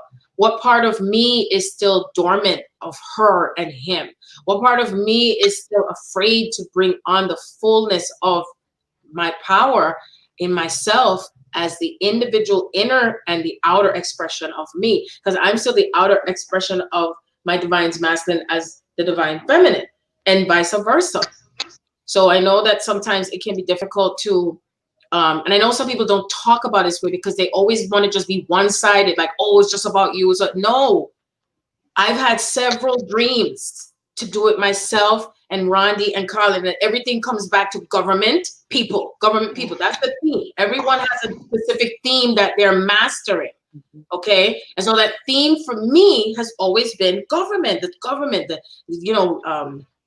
I was about to call their name. They were thinking about me. And Tavon had picked up on it without me saying, about a dark energy that followed me when I came through from the Palladians and the Palladian Queen. So when I heard that in my inner core of my soul, I knew it was true. I knew it was true for me. And everything that I have collected in data, from past lives to soul reading to past life regression, has always been my tie and connection to where I was out of balance to do it, assisting others, and also looking back to helping myself, see, and seeing that part of my reflection. What was opposing me is structures that of a system that try to tell me what to do because I knew what worked. That same system is what is trying to fight against Black people, the original people, because we knew what system worked for us to be together collectively in peace and our own power. You see? That's right. And it's a fact. You can go and look it up in history, all the different structures that have been created by Black people that it will destroy. Every single queendom, every queen that's come in. If you all can list all the queens that have ever existed, it wasn't just Nefertiti. There were other queens. Where are you? Come on now. Come into that fullness power. If you know you are this and that, come out with it. Come out with the power and the strength of who you are. You see? Because the cities that we build, the monuments, everything has a meaning for us. You see? And it's a collective meaning. It's a universal meaning. Everyone has their own home. Everyone has their own this and that. Everyone's free to be who they are, their gifts. Everything, everyone and everything is flourishing. Everything changes in vibration around you that's living. The flowers, the plants, the trees, the animals are no longer feeling like they're going to be attacked. We don't have to feel like we're being attacked. We don't have to be having a guard outside the door. And it's interesting too, because I'm glad Spirit is reminding me of this, because two different individuals, what are the chances of that? Both male, one is black, one is white. And one of them that I was listening to was talking about the fact, do you know that we are literally in that timeline loop, or in between both, of when they came into the kingdom of where it was for Moses and the Pharaoh, and he said, let my people go, because of the increase of the black males that were coming in. And so they said that they put out the decree that any midwife that delivers a black baby to kill those boy babies, because that person or someone told them in a dream that a king was coming. The king was coming. And so therefore the fear that king had at the time, and there were so many kings, so it's not just King Herod and all the other names, it's always that same cycle. The fear of what? Why is that fear? See, because it's the perception of what someone thinks may be better than or than the other. If someone is powerful, they're just motherfucking powerful. Don't hate on them if they're powerful. You empower yourself. Because then you have more powerful people. So the exercise is being able to balance and maintain your own inner power and strength. That you still allow that person to be where they're at, that even if they want to stay in low on the spectrum, bye Felicias, a lot of bye Felicias, okay? You be all right. But guess what? You're not whole I and Sharon down and think me gonna join you no more where you're at in consciousness. If I see what I see, nobody can tell me what me see. I just keep it motherfucking rolling. You see? Unseen. That's how we're moving in that space of your own inner empowerment. Because if it's out of balance, because you're still busy hoping for someone to validate your power, tell you who you are, tell you what you're worthy of. If somebody says, I'm going to do this for you, but only if you do this, or I only pay you if you denounce yourself, or stop saying that, and don't take up for that person, then are you going to compromise who you are and compromise where your power really comes from? You see? That's it. And you're not here to hold anybody's hands anymore and try to tell them, oh, no, darling, don't do that. That's not the right way. No, because you're holding back your own growth. You're holding back your own progression and your own soul evolvement. Those things are in the past. That's in the past. It's not serving us anymore. No more save and rescue missions and, jumping out of the sky and all them things, or jump off of the roof and all them something there. No, sir. Go up on the horse and, here I come. I talk about this a lot in the book, Mighty Mouse. I remember I grew up on watching Mighty Mouse also, and it says, here I come to save the day, da, da, da, da, da. And Mighty Mouse comes on. There's always a rescuer or a savior. And I have a playlist with all of the superheroes. You are your superhero.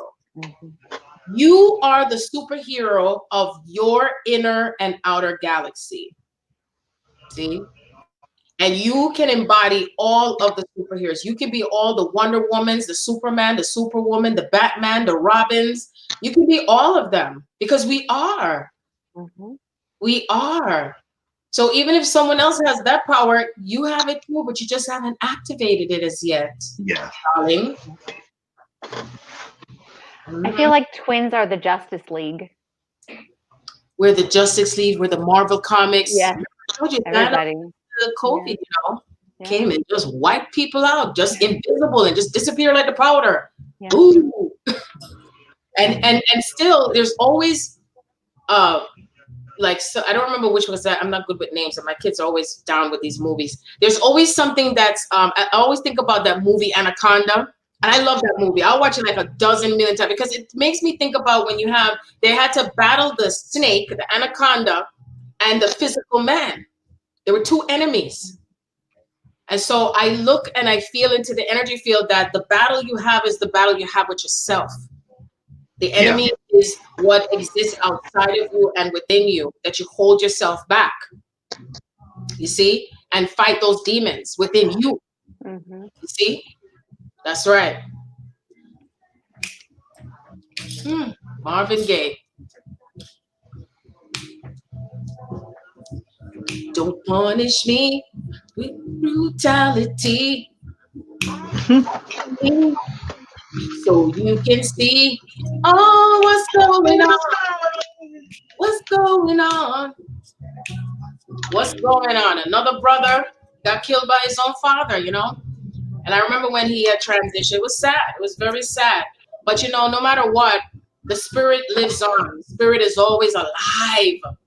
Just as some of us in spirit have not been able to speak our voices, and our voices either come through speaking, singing, laughter, something through the voice.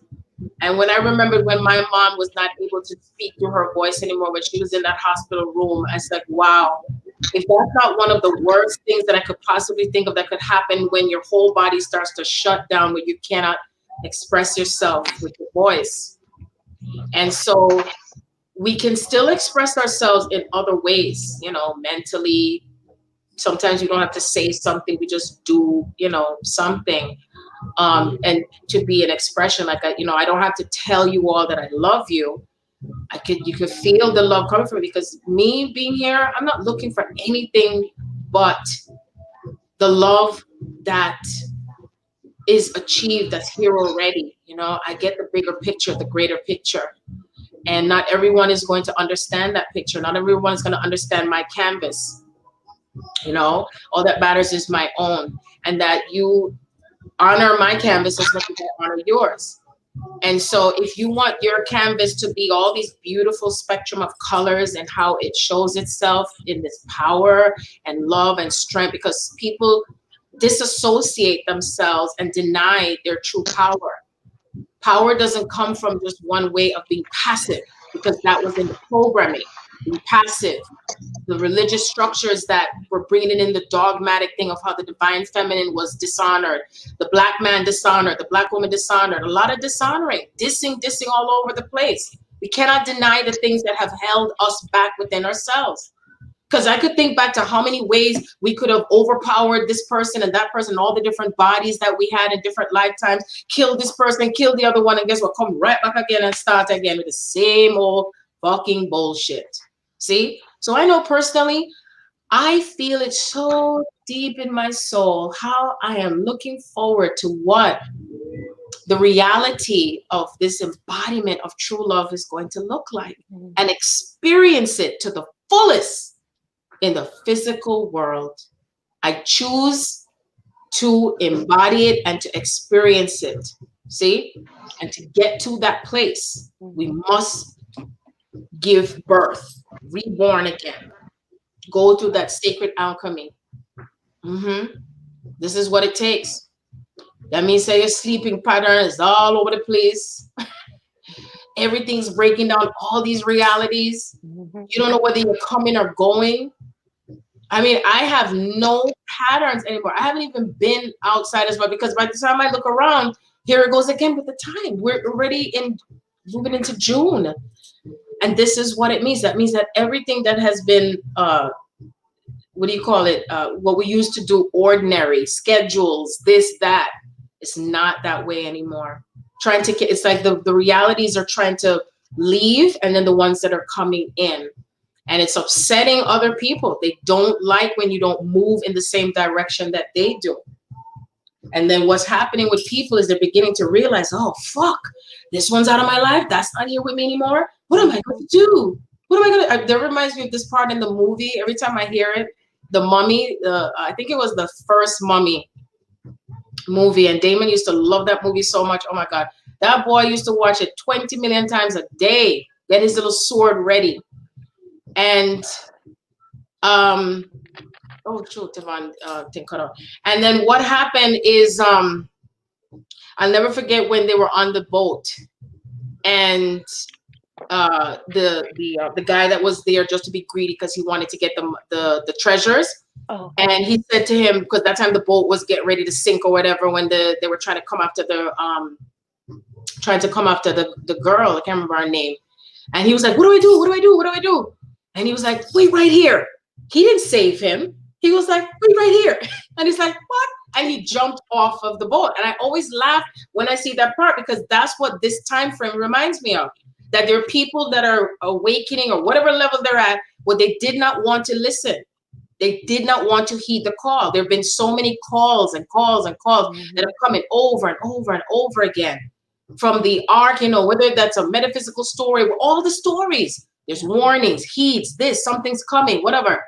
Astrologers, meteorologists, spiritual empaths, shamans, they said they could see and go by the rotation of the planets. And still the people with their stubbornness, hardening of their heart, did not want to listen. Not our problems anymore. That's it. Game over. Time's up. The end. That's right. So that is what I, you know, and I've been just hearing and feeling, and it just feels so right. You know, the way I feel now compared to what I've been processing for the whole week, it's just been just moving through the Stacey, like on and just pulsating and pulsating. I'm like, wow.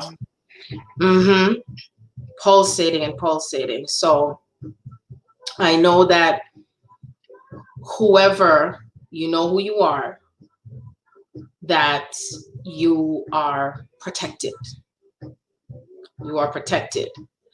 And you are guided by a force that is unseen, that is not visible, every day.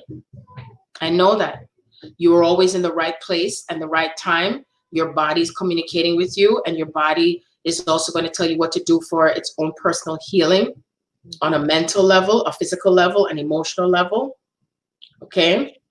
So keep listening to your body and what your body tells you to do. Do not follow anyone else's patterns to where you should be or what you should do, because everyone's body is on a different frequency as well.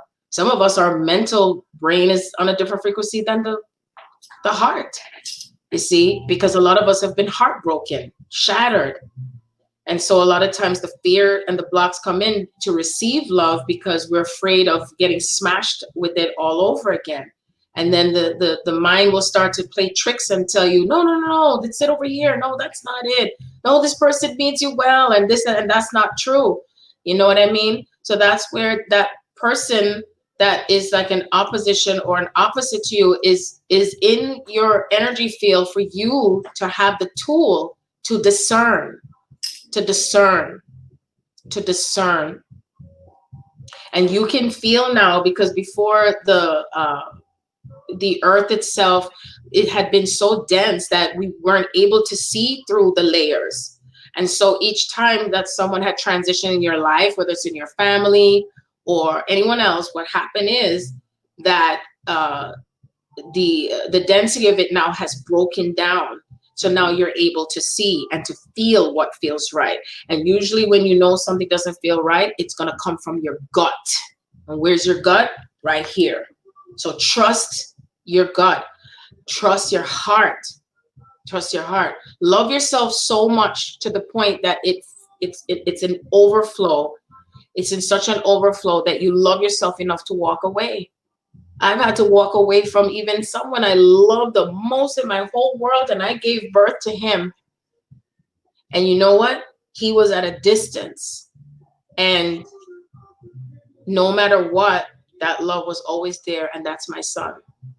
Because I was facing so much opposition with his dad, trying to keep us apart, keep me apart, took me to court, took him away, this, that, all kind of stuff. And I was going through the trenches and the deepest, darkest parts of things, and feeling that hatred coming from him and all that shit, you know?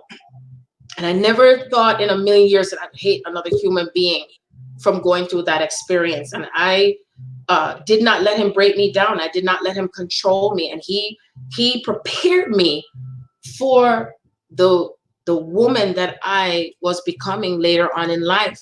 And how he helped me was for me to stay in my power and to stay in my truth, so that anything he tried to control with my son, it wasn't working. So when the weekend came, when he wanted to control when I picked him up, whatever, because he took me to court, I just didn't pick up my son. And I snatched that crown back. Okay? As much as I love my son, I snatched my crown back. and I did not pick up my son. You see? And the rest is her story. The rest is her story. Does it mean that I became best friends with him? Absolutely fucking not. But it doesn't mean that I hate him. I actually, years later, he had a party for my son and went over there and he gave me food and stuff like that, but we're not best friends. So you see, this is the difference with, I feel people have a problem, an issue when it comes to dissonance, okay? That you can still love someone from a human level, okay? And not have hatred. But if you do, okay, work through the hatred, work through the anger, okay? Because it's something that's like a signal for you. That's your signal. And then you ask yourself, what is that experience showing me? Okay, because it goes in layers. And I always knew everything that I've experienced when it comes to males has always been disempowering, disempowering, disempowering. And I stepped into my power every single time. But you see, it had to take its course throughout the years. Throughout the years, it wasn't an overnight thing. But the one thing I know is that each time you take a step each time you take a step in doing something to empower yourself, you're not doing it for the person. You're not doing it because you're looking for them to change. You're doing it because you are the one that start the change to do something. See, you're giving yourself that permission. That's what you do. And once you do that and face it, then that's when the energy goes away. That's when it says, bye, okay, I get it. There's a saying in Jamaica, you know, dopey know who fi frighten. And what it means is that if the dopey are come, the dopey not come for bother you. The dopey knows it can't scare you. But if the dopey knows you're in fear, then it's going to scare you. It's going to come after you. It comes to you like a magnet. You see? And that's a fact. So, and look at that. My son is now 33 years young. And when I look back and remember all that hell that I went to, that was hell. Oh my gosh. This is the place to go. This is the school of learning to be in your power. Planet Earth. You see, I had 3 instances in my life when I went through hell. And all I knew, I heard this woman said to me, she says, one day this will all be in the past. She told me, she said, this will all be in the past. And, you know, it's amazing what happens when you let go. That things that try to have control over you and people and places and situations, when you just walk away sometimes, that empowers you too. Yeah. See?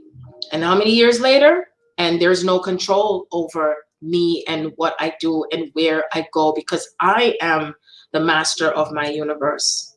And that power that has been given to me has been given to me through source. See? So that is my word. Till it said talking over friend. Yep, that's right. Oh, it's like be a new mom. You be 33 this year too? All right. But just look at me still as a sister, though, you know, because age ain't nothing but a number. Oh, I can't believe it though. Oh my God, time flies. I don't know how old you are, Sharon, and you don't have to tell me. But the first time, I think when one of our conversations, and you said you had like 5 children, and then even on your Instagram, like to me, you look like you're in your early 30s. So, and you don't need to say how old you are, but I think you really embody, you really embody that when you're in your power, how it's just ageless and beauty. So, and when you're in true love also, because even when I look back at all the pictures before Ronnie came into the picture and after, my face and my body doesn't look the same. It's like I could see the difference in when the density was in my body, and I could see when it was started to leave out of my body. So all those pictures are going in the book. And sometimes I think I posted some of it on the page. That's what happens when you allow the gunk and the density to leave from out of your body. And I'm not talking even in terms of the complexion of the skin, but you start to see the light showing through your body, regardless of what complexion you are. Because you could be dark skin and glowing. See? And you could be light skin and there's a glow that's coming from your soul, because you're allowing your soul to lead the way. You're allowing the light and the purity of that light to flow through you. But first you must listen. You gotta listen and keep listening and listening. You listen so much to the point where it becomes effortless. It's like having a non-stop radio station that you don't necessarily turn off because you're in delight. Just like the meme that says, "Ooh, I wonder what chapter we're in Revelations right now," and you can just laugh in between. You know, let's look at it and laugh, even if it's serious. You know, I know now when I think of the new reality and the new earth, when you're in that blissful energy and that blissfulness, and it's because you're in an overflowing of joy, and the more than half the world have no idea what that joy means or what it looks like. And again, I always say it's like you're on a spin top and you can't stop it, and it's vibrating through all of your chakra system. And it's just like when you're playing what's that thing called, jacks or something, or tops, you know, it's just spinning and spinning and spinning and spinning and vibrating and vibrating. And then what happens is when we come down here on the earth, it's the vibration slows down and we vibrate in that lower frequency so we can get to observe everything in the physical matter. See? And so when we're speeding back up now, we're speeding back up, and then we're able to see things through the dark matter, through the density, and bring it up. So that's the reason why the divine masculine embodies more of the dark matter and the density. And that's why so much of the attack has come on the black males, because they were the original blueprint of source creator from the beginning of time. So to kill a black man, you're killing yourself. You're killing your lineage. You know, speak up, please. I implore you all, speak up, because their energy and their force is necessary for what we're able to hold and embody in the physical realm. But it's just going to look different now. It's not going to look as chaotic as you think it is. You know, no one ever said it was going to be easy, but then Spirit says, but it's not hard either. It's on both sides of the spectrum. It's how you look at it. And then you got to look at it in all ways. I have the most incredible conversations. I'm like, you know, and then I just hear Spirit say, because it's a dichotomy. It's a dichotomy. Yep. It's a dichotomy. Get it? Dichotomy. Syllables. Dichotomy. Yep. It's interesting. So I don't know if you have anything else you want to share, you guys. I know we're running into is it 3 hours now? And I know everyone is like, oh, this is the TV station I always wanted to. This is the conversations that feel like home again. It doesn't sound like, you ever listen, sometimes you turn on, if you do turn the TV just for 2 seconds, you got to change that motherfucker real fast because you could feel it. Like, oh my gosh. It is 222 right now as well. Huh? I said it's 222. Ooh, all right. 222. Energetic vibration of what comes into alignment. And so it is. And so it is. Yes. So Master Teacher Tavon, what you got to say? I am thankful for the conversation. I'm at a loss of words right now.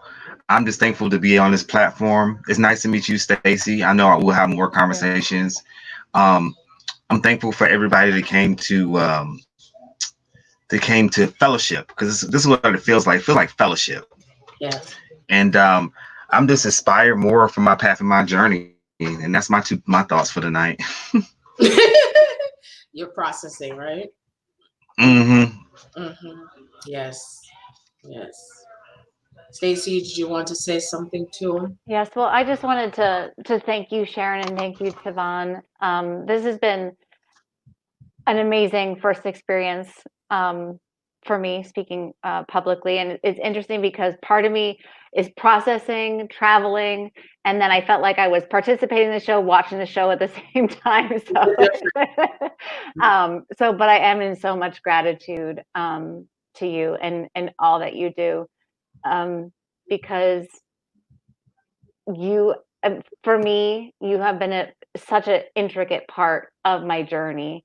And I think that if you help twins see it from a different place that it's hard to see with other people, where you can get lost in it. And so, you know, I encourage anybody who's on a twin path that's in a place where they need clarity or need to see it from a higher perspective to reach out to people like Sharon. And I haven't had a reading with Tavon, but I know Sharon, you go to Tavon. So, very you know, go to people who, like you say, be in discernment with who you're also sharing your energy with and tapping into that and getting readings from, because everybody reads differently.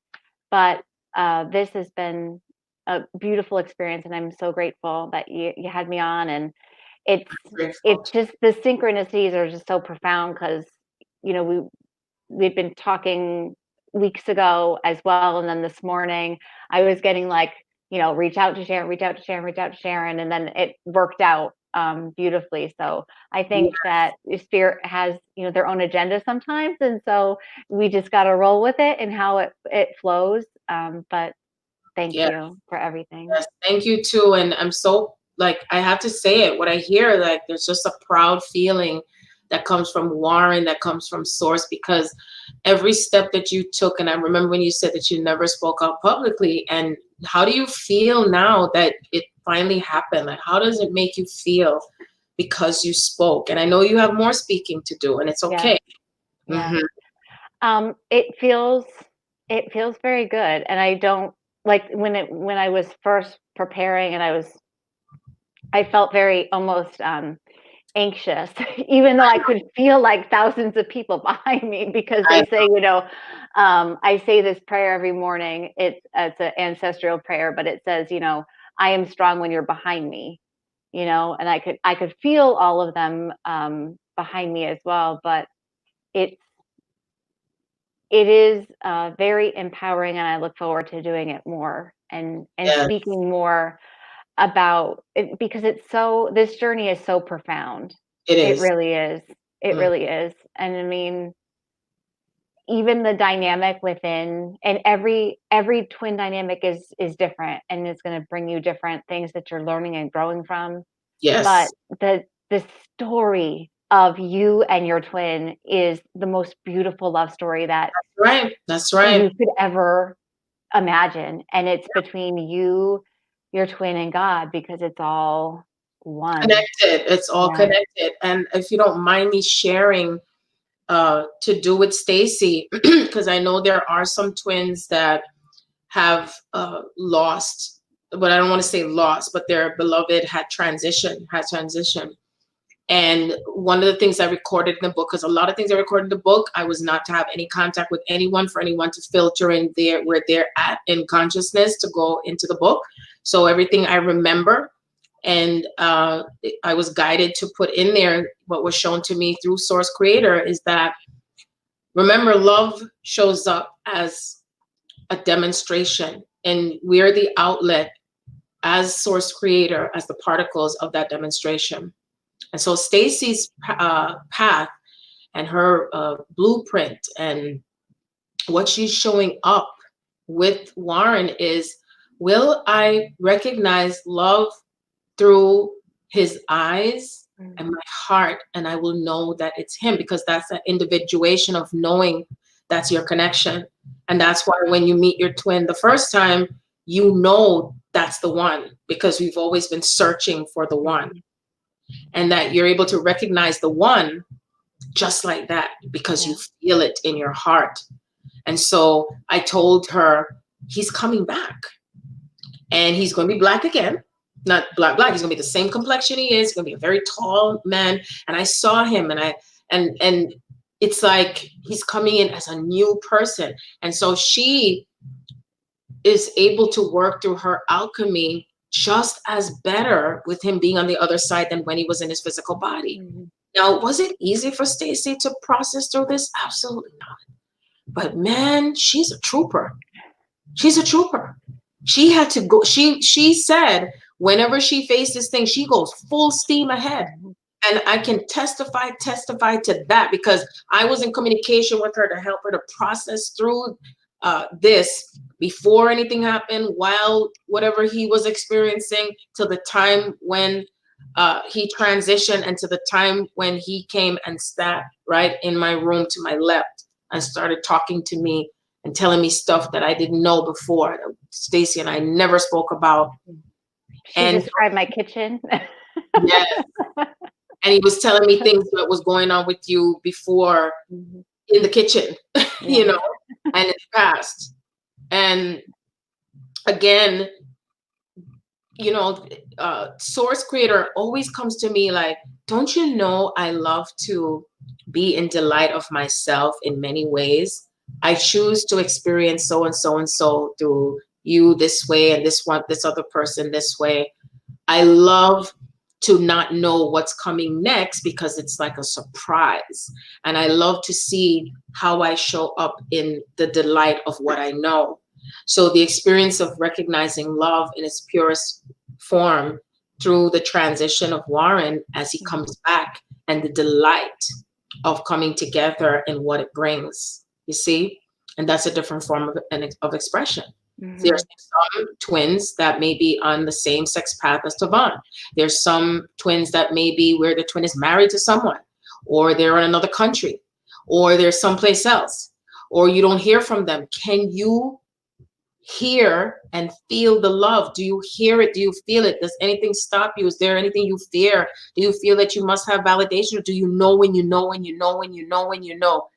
Follow the yellow brick road. Follow the other, because you see, it's like you're chasing the tail and the tail is chasing back the head, because something has to be put in place to get your attention. And so that's what your twin does. And that's what you do to your twin too. Like, hear ye, we're here now. Oh, fuck, we're back again. This motherfucker. Oh, here we go again. All right, honey.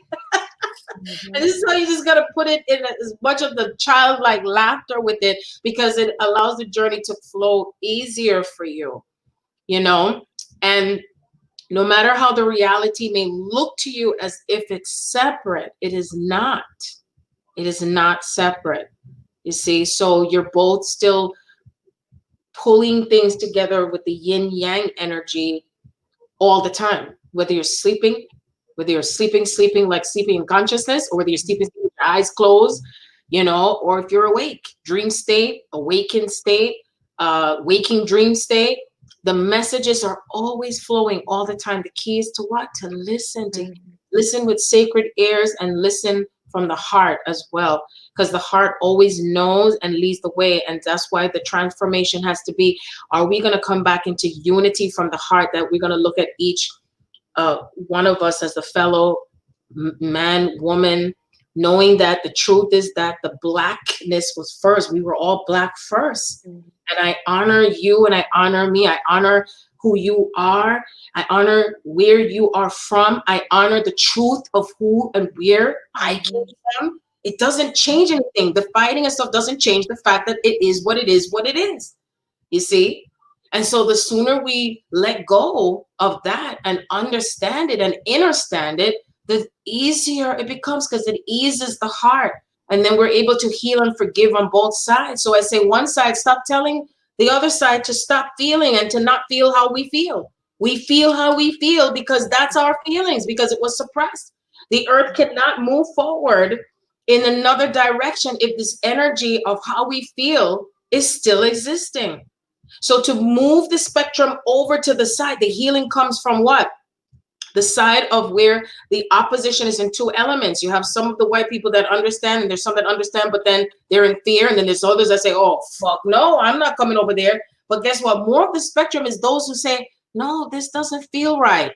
And even if I have money, or even if I'm a celebrity, or even if my family's against it, or even if I never spoke up, I'm going to speak up now, because it helps to move and shift. The more that everybody comes together, and those who are on this side that's in pain, and if you feel you want to have hatred towards all white people, look into your feelings with that, because guess what? They still are a part of that spectrum. And so we can move towards healing that wound, you see, knowing that if it came through from the ancestry, that this is the time to come back into your full empowerment by stepping into your power, but not doing things the same way how it was before. And you also honor the people that are on that side of the fence where you are, in the blackness, in the color of the skin, you know what I mean? And stop trying to put the other one down. Let's lift up our brothers and sisters, no matter what color their skin are. It's so disappointing that sometimes our own Black people just put each other down constantly, over and over again. You see? And so that side of the spectrum is working through its healing. See? Where it's giving its power away and dishonoring the female, or dishonoring the path. You see? And where the power of it the money and whatever, because that's what started the breakdown in Atlantis is the power and having control. Because that's what we're in, Atlantis. We're in Atlantis. This is Atlantis. Atlantis burning down, and this other one burning over here. This is the same fire and dissension and dimensions that went down, and the breakdown of physical matter happened back then. And some of us fled, and some of us, went our ways, and we were in pain from where? The solar plexus. So the solar plexus is what we're returning to, that greater healing, to understand and know ourselves, so that way we heal that wound on both sides. Speak up, everybody. Speak up on both sides, where you understand the pain on both sides and not one side. Otherwise, we cannot move forward collectively. That's the 3D version. Yeah. The 40D version is, oh, this is so wonderful because we are all gathered here. We're all gathered here to know ourselves from the soul that we chose to embody and to go through all the process of all of this stuff, so we can understand the experience. We wanted to know the experience, and knowing the experience means what? We have to go through the experience. And all the key players out there, I don't give a flying fuck what name it's called, because I'm not even focused on those names. Because if I call out the name, guess what? I'm vibrating down to that name. That's what it does, But sometimes we're going to vibrate down to the name to see the name of that person, what they embody, so we can identify it. Don't run from it, but don't stick too hard to it and focus on it every fucking day, every day, same thing. Because what happens, it throws you off that path and the spectrum of what is the greater picture of who you are, why we're here, and where we're headed, and where we at. See? That's it. So someone needs to talk some more. And that's what I love about when there's more than one person in the room, because it brings out, the message, so everything can make sense, so we can now roam the earth and be free again. But we're working through that. And the more that the collective understands, whatever side of the spectrum the collective is, because there's collective on this side and collective on that side. And so it filters this way. And each time we speak up, guess what? The voice brings in the fragmentation, because the source fragmented itself. There was all that fragmentation that happened from all of the galactic wars that took place, you see? And so that part of the fragmentation, parts of source, is what's coming together to make itself back into that 0 point place. Yeah. Yep. So that's it. That's it, lovelies. So I don't know if anyone has any question. If not, eternal gratitude is what I have, that everything came into alignment to have myself and Tavon come on here, because, we're here talking, and trust me, we had to keep on trying to coordinate how the timing was going to come, because it's like a wave. That's what it is. It's like a wave of energy that says, oh, we can't. No, it's not. I'm asleep. He's awake. And we're awake at the same time, like 3 o'clock in the morning, 4 o'clock in the morning. Sometimes Stacey is like, what, 11, 12, 1? 5 o'clock, 4 o'clock, Yeah. I'm going to bed like 1 o'clock and 2 p.m. No matter what I do, because Spirit says I'm on two sides. I'm up during when it's dark outside, and then I'm up during parts of the day, and then I have to sleep half of the other day. So it's like I'm split in 2 dimensions and 2 realities for when I'm sleeping and receiving and processing. So don't fight if you're not able to be on a normal schedule, because there's nothing normal about us here. Everybody on here who will listen, not normal no more. Supernatural things are going. That's a fact. Yeah. Mm-hmm. Yeah. I have just learned to listen to them when they say it's time for bed, or time to get up, or time to eat, time to drink. And just like, okay, time to go for a walk, whatever you want me to do. Because they'll just keep coming at you if you don't do it. Exactly. So it's better just to be like, okay, and just be like, what do you need me to do today? Yeah. Precisely. So, yep. So anyway, lovely souls. If anything, I would at least love to just I don't want to say end off, but just to bring the energy together in such gratitude for all of us as the beings that we are, that we're able to move through uh, the light, the dark, and everything and all things, no matter how much we may not like it, or if it's uncomfortable and it doesn't feel good, that we're still able to move through the uncomfortableness and move into the space of the reality of that which we cannot see, and that we know that we are guided because the stars, the lights, everything is leading the way. We're leading the way towards the love, back to love and the true nature of our hearts and souls. And that we are always remembering to honor our feelings, because the feelings is the strongest language of our soul. Too much that we turned away from our feelings and our inner light and guidance that comes through from Source Creator. And Source Creator is saying, I love you all. I love you all. I just want you to remember me, to look to me, not me, Sharon, look to Source, look to the inner light, and that light that leads the way through your heart. Titato bisama uchenda nene ke oida. And we honor the dark matter. We honor the sacredness of each person and what they serve as their purpose. And that we use our abilities and being able to place honor with the abilities that we have, that we don't dishonor ourselves either, that we remember the empowerment of ourselves, and that we're able to balance that inner power. Gishamui da bata pa chamu de be kori da pa kuti pe choko nebe. Hui zanda mi oti chamu di ba look di choko da pa pe do iba. Amido koye da bata kamucha kote da pijo da bamda.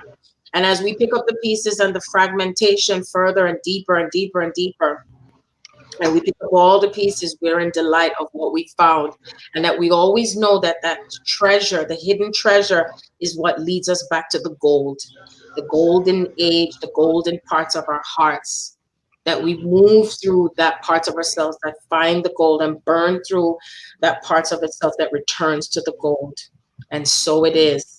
And so it is. So it is. So it is. I say, Karmide go chamdo ida.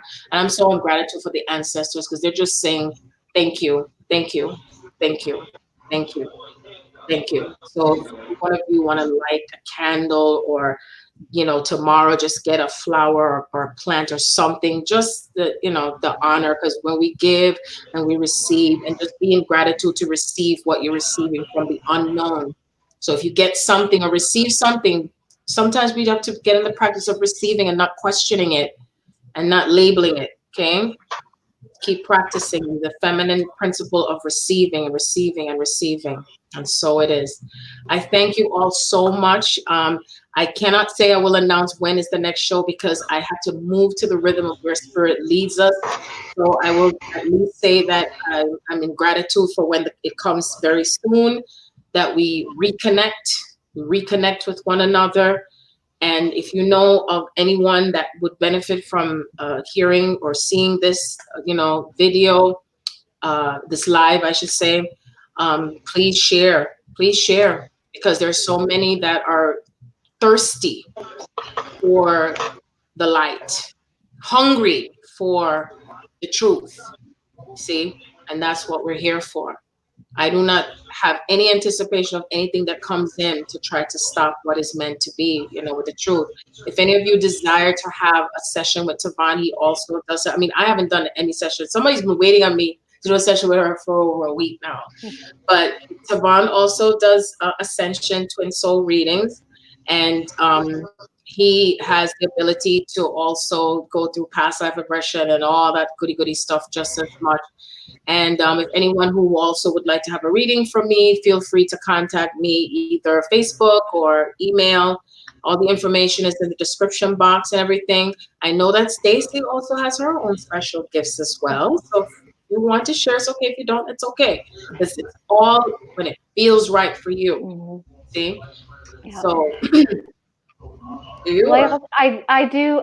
So some of the things that I do are changing. So I do energy work also, and some of those spirits having me kind of change how I do energy work for people as well. But I also do. I make spiritual I call them spiritual products. So sprays, scrubs, roll-ons that help with the vibration of people's energy also, to help, I guess, integrate the energies going through them and pulsating through them, and things for self-love, things for grounding, things for helping to release patterns, or I make a holy water it's got holy waters from everywhere around the world, from India, from Egypt, from England, and the chalice well.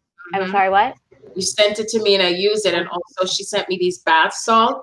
And when I used it the first time, it was great on my body. But then the second time I was going to like processing some real dense, like negative pulling energy. And when I put it on my body, it was burning in my skin. I was like, Stacey, guess what happened? I was like, wow, that's why you were supposed to send it to me. Yeah. But I just wanted to say that. Thank Yeah, you. it's powerful. And I put energy work in the products too, for people. So she is a shaman. Yes, she is. Yes. So And I'm it's getting more in fun. touch with that, including my past life versions of it. Yes. And being a shaman means that we're incorporating the fire. Yeah. Using fire creator energy. And that's where a lot of the natives began with that power through the fire, you see, and barefooted as well. And they weren't afraid of that power, see?